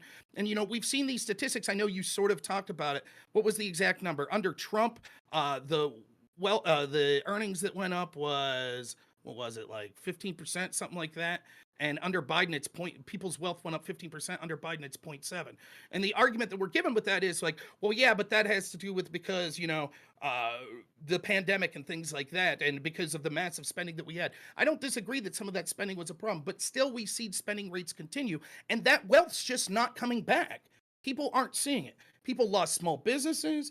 Many of the jobs that are being created for people. In fact, I believe I read a statistic somewhere that said almost every job created was created for a foreign-born person. I don't know. Let me finish this point. Let me finish this point real quick. So in other words, the jobs that we're talking about, almost all of them have been for foreign-born people. So the people that were citizens of this country that grew up living here, they're not seeing this recovery. They're seeing increased prices. Okay, I don't know if you guys know the meaning of back and forth, right? But you guys keep doing this where it's like point after point after point. Let's stick to one at a time. One at a time. Yeah, no, almost every single thing that you said was wrong in that list. And I could go. I'm sorry, I got to tell the truth. This was all wrong.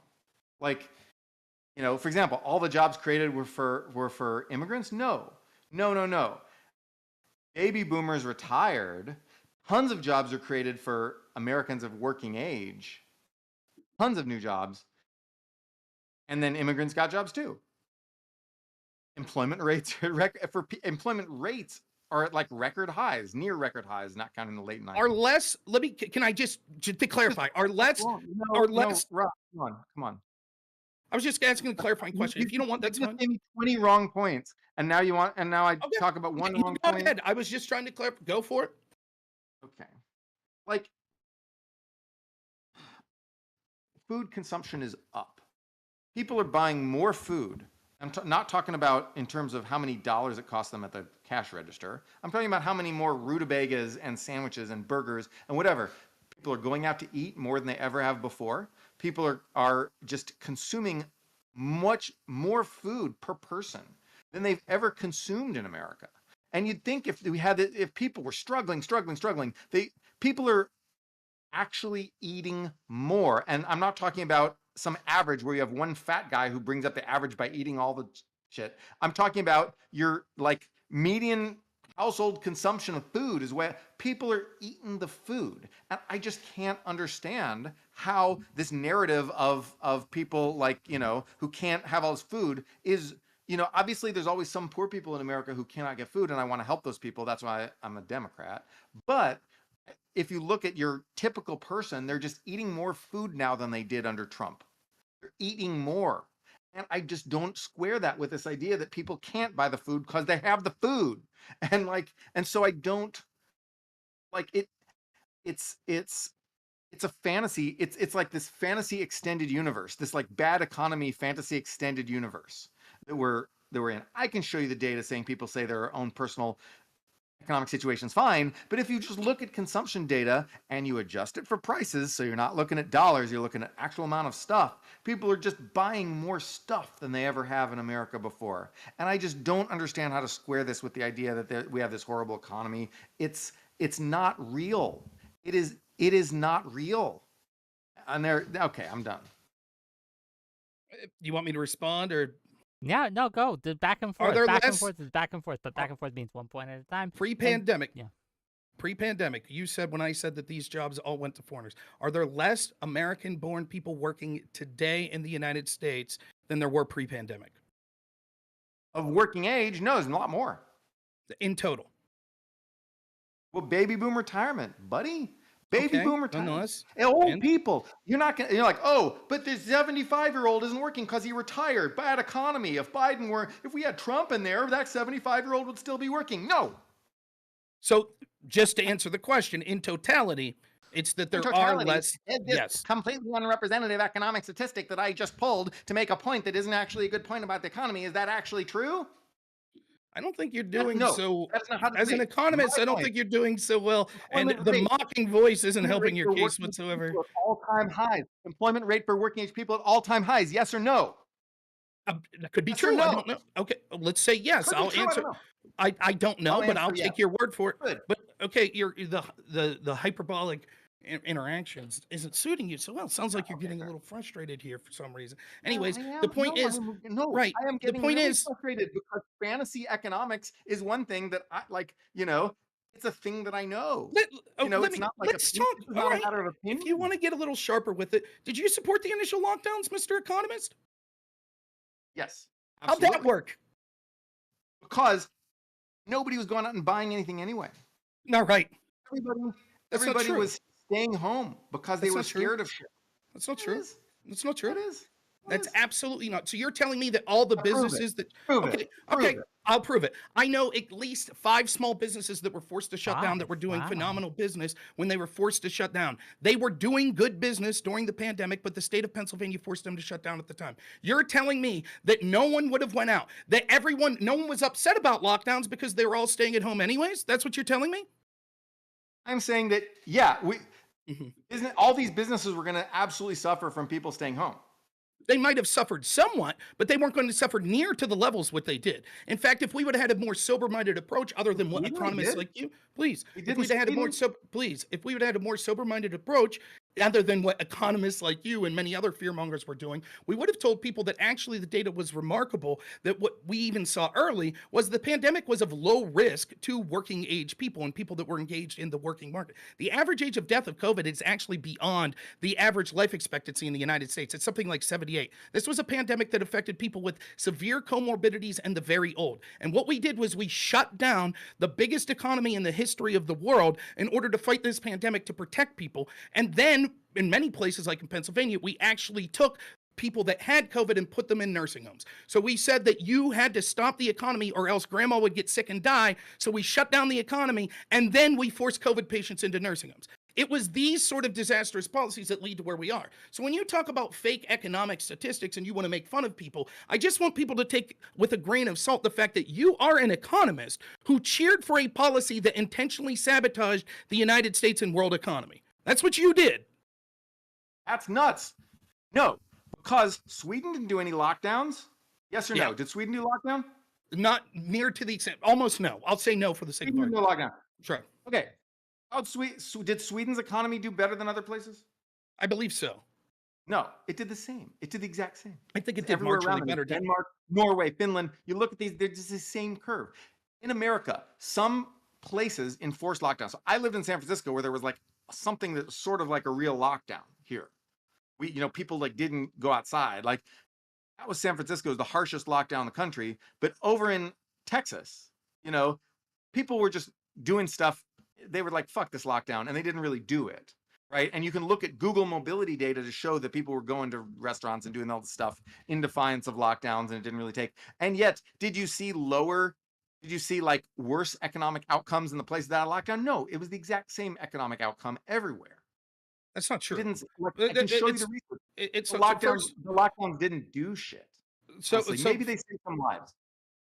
So, for example, just looking real quick here, Sweden had less severe economic contraction. Sweden's economy shrank less than the Eurozone at the height of the pandemic, with quarterly GDP contraction of only 9%. Yeah, but compared to Denmark, jobs, please. Compared to the actual countries nearby. Right. That's what you should compare to, like Spain and Greece. But it's compared to the Eurozone and all. The other thing I want to make, can I ask you a question? Okay, I'll look into the specific data, how it did compared to Finland and places. We could look at that. Let me ask you this question. Was there a higher death toll in Sweden? Years afterwards, was the average? It was about the same. So in other words, the lockdown did nothing. It didn't help save lives. Okay, it looks like. So let me finish, Wick, please. So that's point one. Point two I want to make is the reason is when the entire world locked down, if one country that's not like the biggest producer or consumer in the world doesn't lock down, they're still going to suffer greatly economically. What we could see is even in the United States, the places that locked down less actually had better economic outsets. To the point now you could see when it comes to job creation, we could see the 10 states. Of the 10 states that still have less jobs than before the pandemic, actually, they're blue states. Red states are doing remarkably better when it came to job creation. So what I want to get you to admit, as you've already done, the lockdowns had no benefit. They didn't save lives. And what they did as a whole in the United States and in the world was stymied our global economy and supply chains. And for you as an economist to say, but if one country didn't lock down and their economy went down, that proves that it wouldn't have mattered is nonsensical, because they are so intertwined with the rest of the world economy that if the rest of the world economy embraced the policies as an economist that you suggested of lockdowns, that it was going to predictably lead to these things occurring. The idea that you're trying to say that it wouldn't have shut the economy down as much to not lock down if that was the policy of the United States and the world is nonsensical. And it doesn't matter what data you try to spin. Everyone who's paying attention could see that is a nonsensical position. Response, and then we're going to get to foreign policy. Okay. I think lockdowns were not as effective as I expected, but I think also they were not very damaging either. Because when I look at when I look across different countries and I look at what happened to these countries depending on like what lockdown policies they did, I see very little variance. I think that what happened was that everybody just stayed home because we have the internet and everyone knew there was a pandemic out there. And then we're like, okay, well, we're also not allowing you to do this and this. That was a good idea. But I'm not sure it had that big an effect ultimately. Okay. Gang, we are you guys talk a lot. I got to go in 10 minutes. I got to go in 10 minutes. I know. I don't know if we're going to get to foreign policy, unfortunately. Maybe we won't get to foreign policy. Well, you got 10 minutes. Right. We could do it for the next 10 minutes, I guess. Right. Want to just do Afghanistan?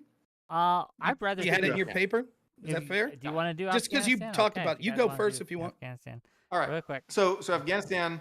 The only deaths in the American withdrawal from Afghanistan were from a bombing by a random splinter Islamist group that the Taliban's actually fighting. That sucked that bombing happened and those people died. But when you withdraw from a country very quickly, it is really dangerous, and it is remarkable.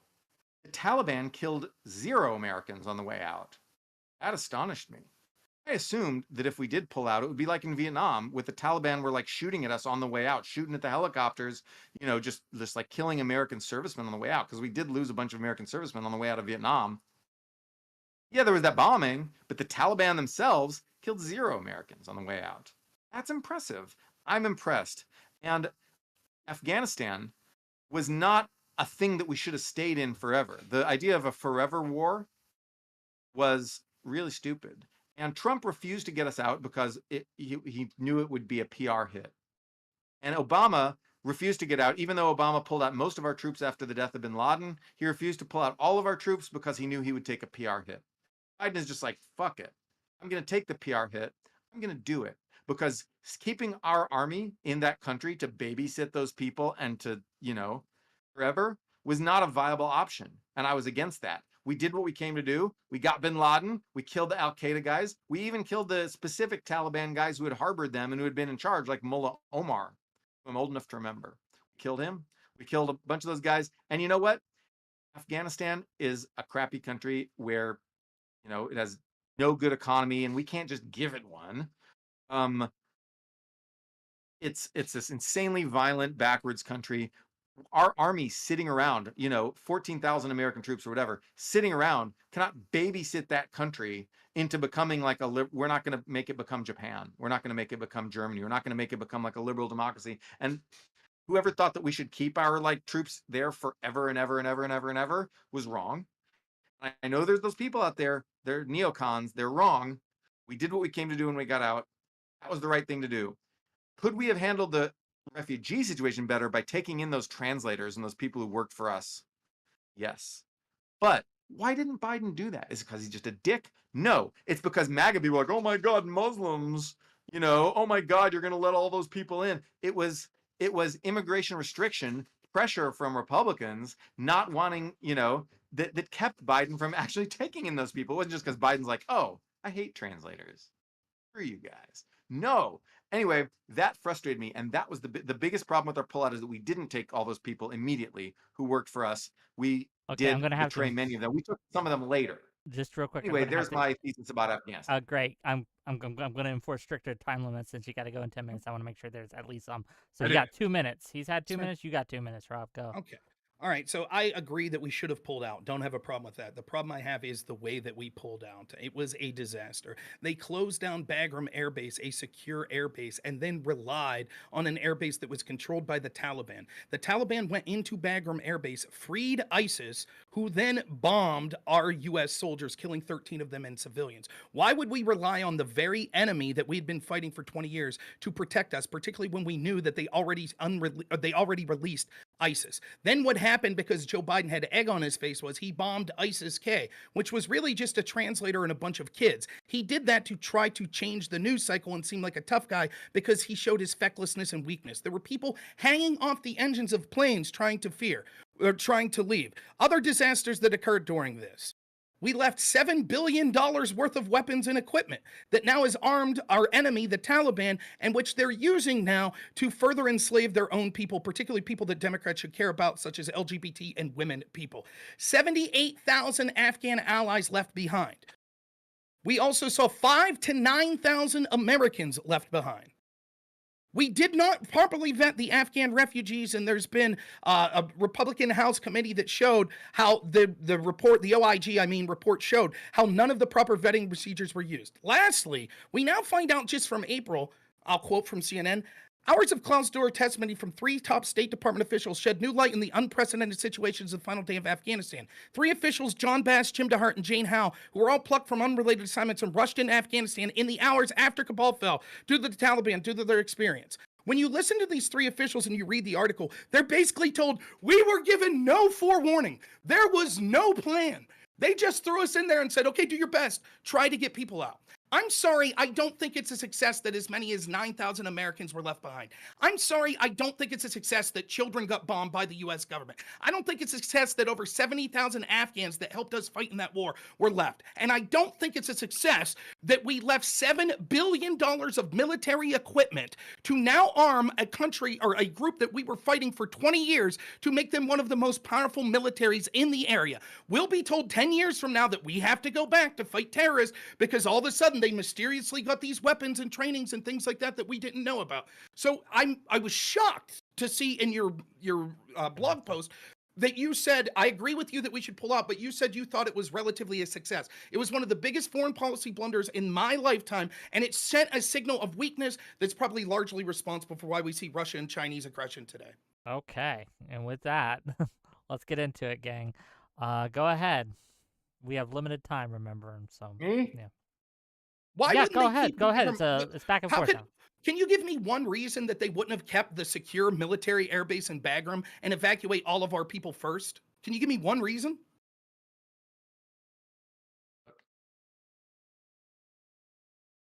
The Taliban didn't even kill anybody of our people. They freed If- ISIS, who did. Listen, okay, no. Look, you're like, oh, we gave this base to the Taliban. The Taliban used it to kill precisely 0 of our people. About those refugees, if we had let in 78,000 Afghans who worked for us, I would bet so much money, and I wish there were a way to settle this bet. I wish there were a way to see this. I would bet so much money that you'd be howling your head off saying, look at all these people we're letting in. Do we vet them? No. All these Muslims? Look, all these people, how are we letting these all in? Like it's open borders season. Republicans, conservatives, MAGA people would just be screeching their heads off if we'd let those people in. It's easy to say, oh, we should have let those guys in. I think we should have let those guys in. I honestly think we should have let those guys in. I'm sure that everyone in MAGA would be screeching their heads off if we let 78,000 Muslim Afghan guys right into our country. Do you hear them screeching now? That's what happened. So how loud are they screeching? Because what happened was we did take 70,000 something Afghans. We just didn't vet them. See, the proper procedure would have been to have been planning months ahead and make sure that we had a secure airbase secured by our military, that the Taliban wasn't attacking, to get the people that we could vet that legitimately worked with the United States. If you have to ask me, Rob, would you rather have 70,000 people that the military vetted for 2 months that actually actively worked with our military in fighting Afghanistan, have them come to the United States, or 70,000 random Afghanis who we did no vetting? I guarantee you I wouldn't have been screeching as loud. I guarantee I would have said, yes, if those people actually fought with our armed services and helped, and it was vetted and proved so, they deserve to be able to come here. Rob, you can't claim that the vetting was bad or faulty, or like Biden's vetting process was bullshit, and therefore they're just really unvetted. You could make that claim. You could make that claim if the vetting had been done properly. It wouldn't have been an argument that been had. If the vetting wouldn't have been properly, perhaps that's an argument I would have had. But that hypothetical situation's irrelevant in the world where Biden's team didn't plan according to people in his own State Department. They gave up a secure airbase. They left behind 5,000 to 9,000 Americans. They left behind 70,000 people that were working. 5,000 to 9,000 Americans. You think they're dead or in Taliban prison? I have no idea. As the State Department, it was what the Inspector General came up with. No, if we would be hearing about if the Taliban had taken thousands of American prisoners. It's fantasy. This is a fantasy extended universe. So the IG report's incorrect. There are not 5,000 to 9,000 Americans stuck in Afghanistan. I'll bet you all the money in the world. No, that is fantasy. Okay. So let's on that note, the Wheel of Time. That's that's Game of Thrones. That's fantasy. Got you. How many are left behind? Hold on. Hey, we got a hard out, right? So I'm gonna have to throw a flag out of the play, give you guys some closing statements, and then we got to get out of here, unfortunately. Thank you, gang, for coming today. This has been a feisty one. I appreciate it. It has been, I'm not sure edifying's the right word, but I enjoyed it. Gang, if you like this content, hit that like button, hit that subscribe button. I'm going to get each of these lovely individuals an outro, and then we'll end the show. We're going to start with Rob. Right, Rob first. Huh? Rob first. Yeah, Rob. Are we doing like overview of the debate? Closing and statements, then an outro? Closing thoughts. Then tell people who you like. Combine the two. Go ahead. Okay, just to say here real quick, this is actually from the Senate Afghanistan report on August 17, 2021. At the height of the evacuation, State Department officials said there were 10 to 15,000 Americans in Afghanistan. By August 31st, when the president ordered evacuation, they only were able to get approximately 6,000. So that means that there is 5,000 to 9,000 that are still left there, according to the Senate's investigation zone number, or you could just trust Noah and his data. Look, I think I made the case quite clearly. When it came to all of the you can't name a name of them. That's sure I can't. Can you name one? Name the name of one guy who was killed in the Floyd riots. You could name the name of one American who's been trapped in Afghanistan, Taliban prison. Can you name? Okay, gang. These are closing statements. One. We're closing. Hey, Noah. Okay, Noah. We can't interrupt closing statements. We'll get into it. I promise. You can make your point. But Rob, uninterrupted. Go ahead. So it seems like the point Snow is trying to make, if you can't name one person, then that proves that there's not even one that was still left there. That is nonsensical. Again, I'm using actual data. Or about different things. Oh God! Please, both of you. Fantasy. We got to go one at a time. Noah, I understand, but you got to let Rob talk. Rob, and then you'll get your uninterrupted time. I promise you. Rob, go ahead. I too would interrupt and not follow decorum of debate if I was doing as poorly as Noah was. So I understand it. You can Rob, trust you've lost him. every point in this debate. There we go. Oh, God, okay. Every point in this debate. I'm going to have to do this. I'm going to mute you you both. Yelled more points. I'm muting you both. I'm muting you both. Okay. I promise you that you'll get your uninterrupted times, but you got to be uninterrupted. Rob, go ahead. Try not to poke the bear. Go ahead. Anyway, so when we look at the broad picture of what happened in this debate, there's two ways to look at this. First, did the case be made that Biden did well? I don't think it did. On the immigration debate, basically he concedes everything and says, yeah, I agree, Biden didn't do that well. I thought my points were salient. I talked about how the increase happened under Biden. He didn't really have a good reason other than, well, maybe Trump wouldn't do a good a job as anyways. So win that portion of the debate clearly. On the crime portion of the debate, he's unresponsive to the things I was talking about, why crime is a big voting issue, because it occurs in places that are different types of crimes, property crimes, in areas that normally weren't having these crimes. We talked specifically about how he wanted to focus on homicide numbers, but there's more homicide under Joe Biden in his 4 years than there would be under Trump, and people are feeling unsafe. He wasn't really responsive to that. We just talked minutially on how those data sets might come. I don't think he did a particularly good job on that. When it gets into the economic debate that we've focused on specifically, he could spin it all the ways he wants and say all of the data is wrong, it's wrong, it's wrong. People could see what's going on with their prices. They see that these prices are massively increasing. It's hurting poorer Americans that have to have a bigger percentage of their money being spent on necessities like rent, groceries, gasoline, and things of that nature. We could see that things are trending in a bad direction. We see actually inflation's going up, even though we were told, no, we crossed the hump. We could see that GDP went down by a third in the last quarter. So it's pointing to signs of stagflation. I'm predicting that we're going to see increased economic misery as we go forward and probably a recession going forward. Perhaps I'll be wrong about that, but I'm going on record. Let's see if Noah will go on record what his prediction will be coming forward. And then maybe we could come back to 6-7 months and see who's more accurate on that. But when we focus then particularly on, we didn't get to talk about corruption and all the things that Biden was terrible about that. The Afghanistan, you could see the debacle there. He doesn't really have an answer. It's just like, no, it was good. There weren't really Americans there. It's a disaster. The pullout was a disaster, and he doesn't have a response to any of the points that I made, including the leaving of the weapons there, leaving of the Afghan refugees, the refusal to vet, the fact that there was no plan, the fact that he couldn't give an answer as to why we would close Bagram. None of it. He doesn't have a response. He just sort of responded smugly. But the thing I want you to think about the most at the end of this debate, when you're talking economics, we could bring a person with a PhD in here to argue against Noah, and they could go one by one over each economic source and talk about what these numbers really mean, and et cetera, et cetera. And they'd probably be able to have the minutia of that better than someone like me who's pointing more of a mainstream image of what's going on with the economy, although I think accurately, as the people that watch the debate will see. But when you're questioning whether or not who you should believe on the interpretation of this, know this: Noah is an economist. Noah suggested lockdowns. Noah admitted that the lockdowns in places like Sweden, the fact that they didn't, it showed that lockdowns didn't really save lives.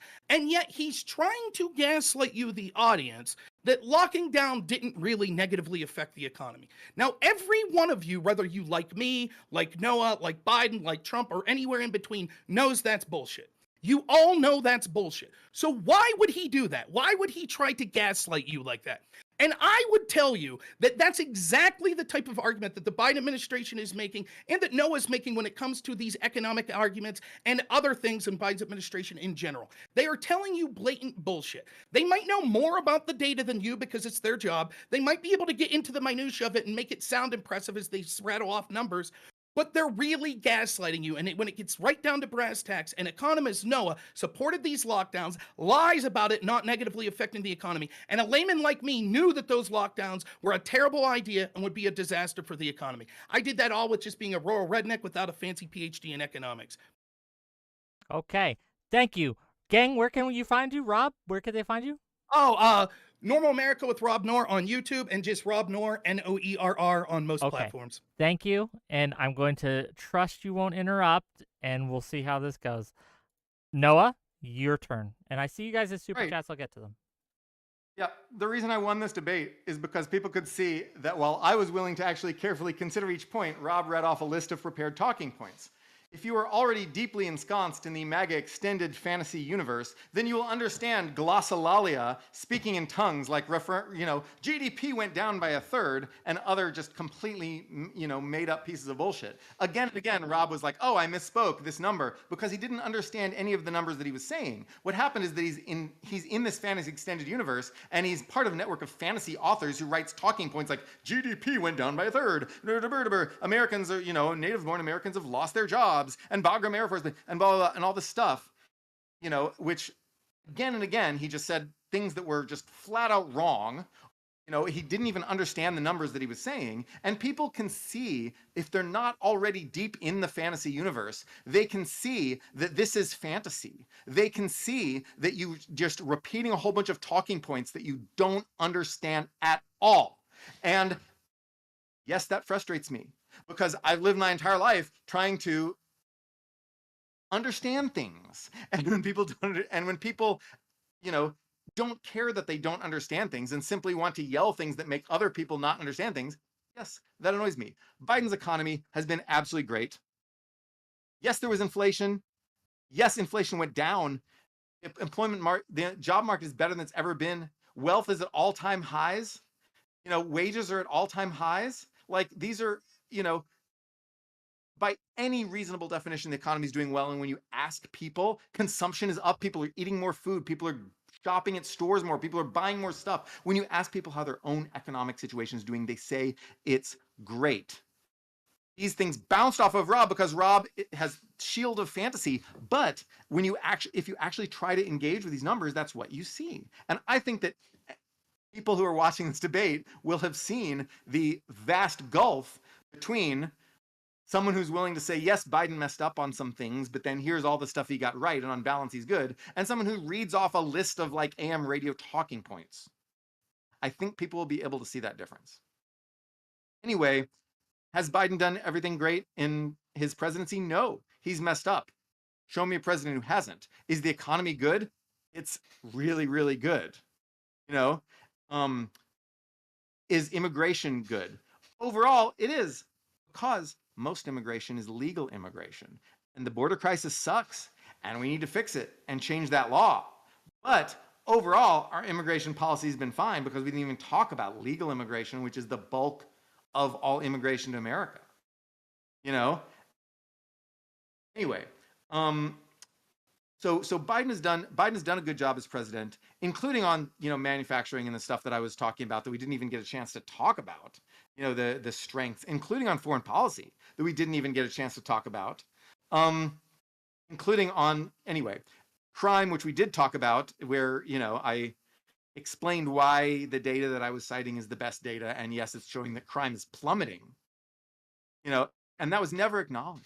The thing is, if you don't acknowledge the points where your side of the political spectrum, where your side of the debate is actually weak, if you don't, I acknowledge the things that Biden did wrong, right? I acknowledge the mistakes that he made. But if you don't acknowledge the strengths that he has, and if you simply have a list of talking points prepared for each point to say Biden was terrible on this, terrible on this, terrible, and you never once acknowledge, oh yeah, Biden actually did this one thing right, then people can see that it's not credible. People can see that you're not being an honest broker. And that is why, I would still rather be honest and concede that there's things that Biden's done wrong than be dishonest and simply read down a list of talking points. There's my final statement. Where can people find you if they want to find more of you? People can find me at the blog Noahpinion, Noahpinion. Check it out, gang. Both of you, thank you for being here. Gang, you are talkers. I had a whole list of things. I had fun, Noah. I did. But I hope you guys enjoyed it. I hope you had fun. I'm going to let these two go. I know they got places to be. If you had audience questions, Wick, yeah, I could stay. Audience I plan questions, for another round. right? Like I've got some super chats. See you, Noah. But yeah, see you later, buddy. Drop. Yeah, but if you want to call in, gang, if you've been watching this and you've been shaking your fist at the screen, like, why don't they bring up X? Why don't they bring up Y? Why don't they bring up Z? And you want to come in and do that? Here's how you could do that. I'm going to put the link to my Discord in the chat, both in YouTube chat and Discord chat. You click that link, and you'll come to a page with rules.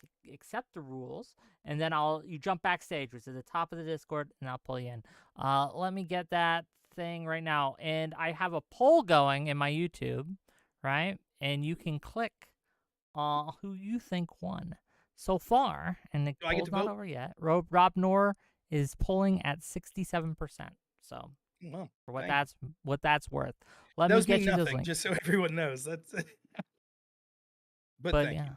No, you guys, like, my one frustration with the debate is you guys spent all sorts of time on all, like, very minutiae topics. I wanted to kind of get more broad with things. Well, even in the crime, Yeah. I tried it. But so look, I'm going to blame Noah, but I know I'm to blame as well.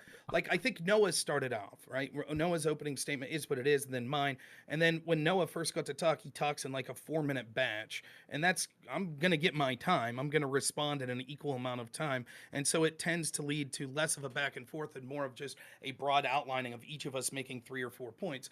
The crime point, really, to me, that was such a small part of the debate. I honestly really wanted to get to the CHIPS Act because for me, the appeal of debating Noah was debating an economist. I want to debate people in their field of their knowledge. So that's the topic I wanted. I was hoping we'd start there. And then if we didn't get to some of the other, that would be fine. But he's jumped in on wanting to talk about crime. And I felt that if you just tell me this, Wick, if you're making the positive case for Biden, that doesn't seem like a good area to start because even if crime's down a little, that's not like driving people to the polls necessarily. If anything, that's a So weakness. I'm gonna So be real. if I'm him, I would be like economy, CHIPS Act, manufacturing. That's what I would have been doing if I was him. So I don't know why he focused on crime. I didn't prepare anything for crime. I didn't think crime was going to come up. Crime wasn't Right. on my list of topics to discuss, simply because there are much other bigger, as you said, the important topics that we wanted to touch. But it is what it is. Gang, let me read these super chats real quick, and then again, if you want in, I put the links in the chats. Click those links and accept and jump back. Thanks, Nash Trucker, by the way. Yeah. Let me get to these super chats. We already read the $10 at the first from Pondering Politics. $5 from Firechild. Republicans were the ones who killed the border bill. Thank you for the $5. $2 from Firechild to say, did you bring enough fries for the rest of the class? If you want a fry, come to my house and I'll give you a fry. $5 from Firechild to say, finally, I was going to ask if these two could start yelling at each other already. Well, you got that. $20 from Pondering Politics. And let me read what he sent me. He says, Bagram had 2 runways, but half the loading capacity, and was located miles from the major population center and required thousands of troops to run. The equipment left behind was equipment sold to the Afghan government. It wasn't ours. Trump's DOD audited the situation and couldn't account for it all. Scattered across the country. So thank you. You want me to respond to that? Play while we wait for callers, if you want. Yeah. Although it is true that Bagram's base was smaller, it was secure, which is the most important thing. This could have been a withdrawal that happened months. Instead, we decided to close Bagram Air Base. It also had a prison there, which held ISIS-K. So we actually had the very people that we relied on for defense, the Taliban, that this is what Pondering would want you to believe. Well, instead of a secure airport that had smaller lanes, instead of using that, we should have gave it up, allowed the ISIS prisoners free that we thought would murder Americans, which they did, and then rely on the very Taliban that we were told we had to fight for 20 years to provide defense. And predictably, it went ass up. And as far as, well, the munitions and the equipment that was left was stuff that we sold. That might be true, but we could have left such as small equipment like small arms and things like that while taking back the larger stuff, which they chose not to do. The idea of Trump's DOD not having an account for it, fine, whatever. The point is, according to internal investigations, there's over $7 billion of equipment that made its hands into the hands of the Taliban. Nor does it address the fact that we see people from Biden's own State Department that are saying what a disaster it was that they were basically thrown in at the last minute. Fair enough. And just while we wait again, I want to introduce the audience, and you may have seen her earlier when she crawled on my lap. Let's say hi to Lola real quick, gang. Oh, she's cutie. Hello, Lola. Hello. Oh, she's nervous, but she looks exactly like my mom's old dog, named Princess. Was that dog's name? Nice. She's just been sitting on my lap for half the debate, but someone's got to give a super chat or a donation for Lola. That seems reasonable. Lola is gonna get pampered either way. Not in my channel. Do it on Wiki. Right. I'm gonna be real with you. Lola's gonna get pampered either way. She's great. But say hi to Lola. But what we need actually is people to call in. Pondering, you've been making some super chats, and I appreciate that. But I'd like to have you on and have a little. Come on for an hour. I'll debate Pondering too. Yeah, we'll see. Bring it on. It's a little later than I normally run, so I don't know if my Well, yeah, audience if you got to yeah. go, you got to. I want to be No, done here we by go. 10 p.m. Here we go. Speak of the devil. Oh, there he is. Yeah, you said his name 3 times, and much like Beetlejuice, right? He appears. There So he is. listen, I've got a very limited time here. My girlfriend's gonna kill me. No, so just real quick, Rob, on the equipment front, the only point I was making with 2 things. Number one, it wasn't our equipment; it was equipment that we sold or loaned to Afghanistan throughout the 20-year occupation.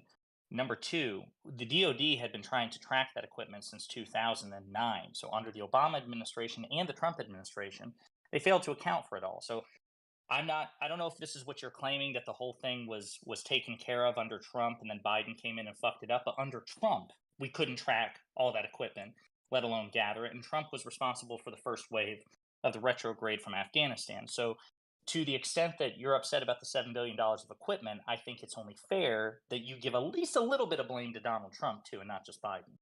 Okay, let me respond real quick before you have to go. I have to look into whether or not there was any munitions that were actually the U.S. soldiers that left them on the ground and left or not. But for the sake of argument, let's say that's not the case. I don't believe you're right on that, but let's say it's not the case, and this is just talking about... Wait, could you clarify that? I'm sorry, one more time. I want Right. to So my understanding was, although you are right that the percentage of this was stuff that we had sold to Afghanistan that's lumped in that $7 billion, there was also equipment that was the equipment of the U.S. troops that were there that was left behind and was never sold. And so, for example, things like Apache helicopters, other things that were left there that weren't specifically yeah, sold. but I think my understanding was, according to the Special Inspector General's report on the Afghanistan withdrawal, those were rendered inoperable on our all the shit that was ours. The DoD said that they rendered inoperable on their way out. Like, if they couldn't take it out with them on the Chinooks and everything, they basically, it was a giant paperweight. I don't know that that's true, but fair enough. To go to your point specifically, does Trump deserve some sort of blame? Yeah, Trump deserves blame for not pulling out in the first place. That's one point I give Joe Biden. There is an argument to be had that regardless if you say, well, it's because Trump's generals lied, blah, blah, blah, he kicked the can down the road. That's true. Biden bit the bullet. And there was always going to be some badness that came with that. The problem is when it comes to gaslighting the world that, oh no, the ANR, whatever, was going to be successful to stand up to the Taliban, and then it collapsing in 3 days because of the way they pulled out. That meant that although you're right that maybe there were tracking issues before, the problem was magnified to the umpteenth degree, including with this equipment, because of the disastrous way in which Biden pulled out. Okay, I know you're getting girlfriend aggro. I see it. You right? listen here. So, no, we can't hear it, but we know it, we know who runs this show. Okay. So yeah, she's probably Rob. She's one of my subscribers, right? She's probably like, she voted for Rob in the poll. She was like, Rob won the debate. She's clearly got. Oh, and to be clear, the poll's at 58%, Rob. So you're losing support. I'm losing ground. That's okay. It's okay. So Rob, we'll talk about this soon. Hey, can I link you? I don't know if you have it. That Special Inspector General's report. I think I have it, but link it to make sure it's the right one because the perfect. Yeah, go ahead. We'll do. All right. We can talk someday about it. Okay. See ya. Have a great day. And yeah, it is a little later for me, so I'm probably gonna have to call it here. It doesn't look like we're gonna make bites on the colors, but that's okay. Thank you, all of you, for coming to watch. I see you guys on Twitch. Thank you for the subs there. I see you. Thank you for the super chats on YouTube and Kick. You guys are trying. You guys are trying real hard. I appreciate you. Can I say one thing before we go? Of course. And thank you for being willing to come on, and I do appreciate that. Yeah.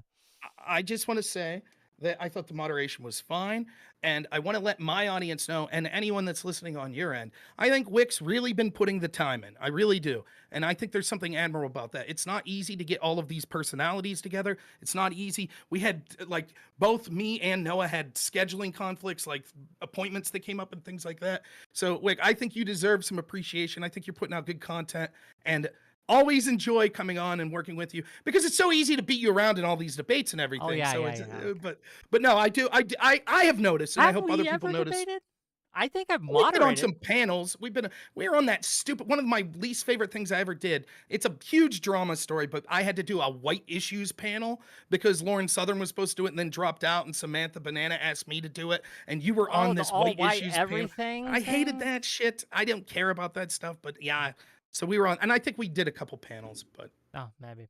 Anyway, always a pleasure. Always welcome, gang. Find him, Normal America with Rob Noor. Oh, do you want to talk to Jeb Tan real quick? He's backstage too. We can pull him on. I'll talk to Jeb, sure. 5 minutes. He's probably going to agree with me, I would think. Probably, because he's that kind of guy. He's a terrible at his D&D arguments. He got roasted over the cold. No, yeah, I am absolutely going to agree with Rob. It was more that I didn't like the impression that Noah pulled off, that he had brought up a bunch of great facts that Rob couldn't respond to. And I just wanted to take like 5 minutes to poke at some of those facts, if that's okay. So, first off, economical, since he's the economist. He did this thing that a lot of Biden supporters do, where they just say a bunch of things that are almost always true and then give credit to Biden for them. So he's like, wages are at all-time highs. We haven't had a year where the national wage index went down since 2009. So wages are always at an all-time high. Wage growth, as far as pace, is kind of high if you completely ignore the fact that it's recovering from COVID. But if you don't ignore that fact, the fact that it is so similar to what it was under Trump is really concerning, because the wages should be shooting back up. Right. Especially when you consider we've spent $6 trillion, wages should be ballooning. He also said people are in less debt than they've ever been. Just not true. Nowhere says that. There's one outlet that says something kind of like it, which said that 40% of people say they're in less debt than they were before. But that's literally a minority. And if you look at total household debt, it's up. In every sector, it's up. There's not a single sector in which debt has gone down. He also mentioned that overall wealth is high, and then he kind of admitted without realizing it why that's a paper tiger, which is that there are a bunch of people whose homes are worth a bunch of money, but guess what no one's doing right now? Buying homes. Right. So if you have this gain in home value that you can't realize, you've gained, congratulations, no wealth. But your insurance has gone up, and your your property taxes have likely gone up, because you bet the government is taking their chance to reevaluate home values at this time to get their piece of the pie. And then the CHIPS Act is my least favorite one. The CHIPS Act was a terrible, too late, too expensive bill. We spent, on the lowest end, we spent $40 billion in subsidies for chip manufacturing. And there are 3 big plant announcements that get credit from this bill for some reason. The Intel plant, which was announced 6 months before this bill even passed the House.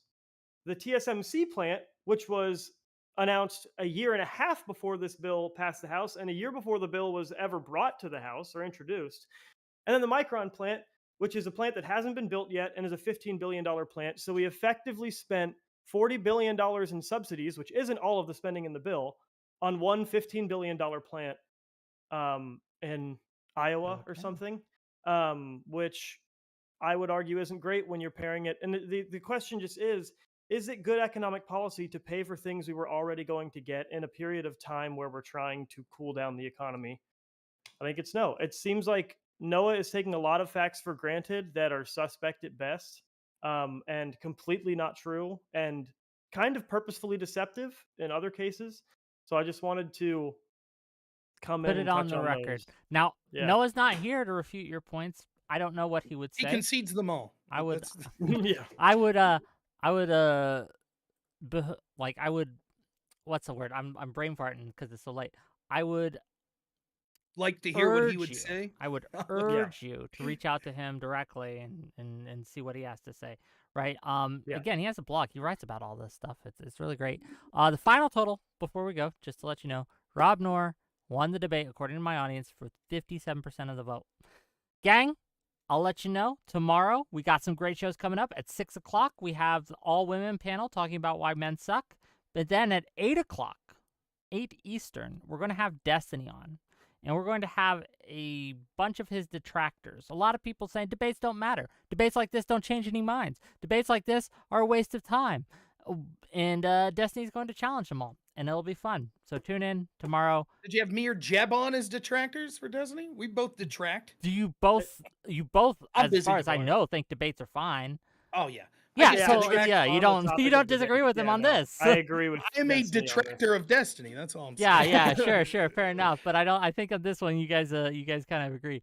But for now, peace out, Girl Scouts. Thanks so much. See you guys later. Thanks, Bye.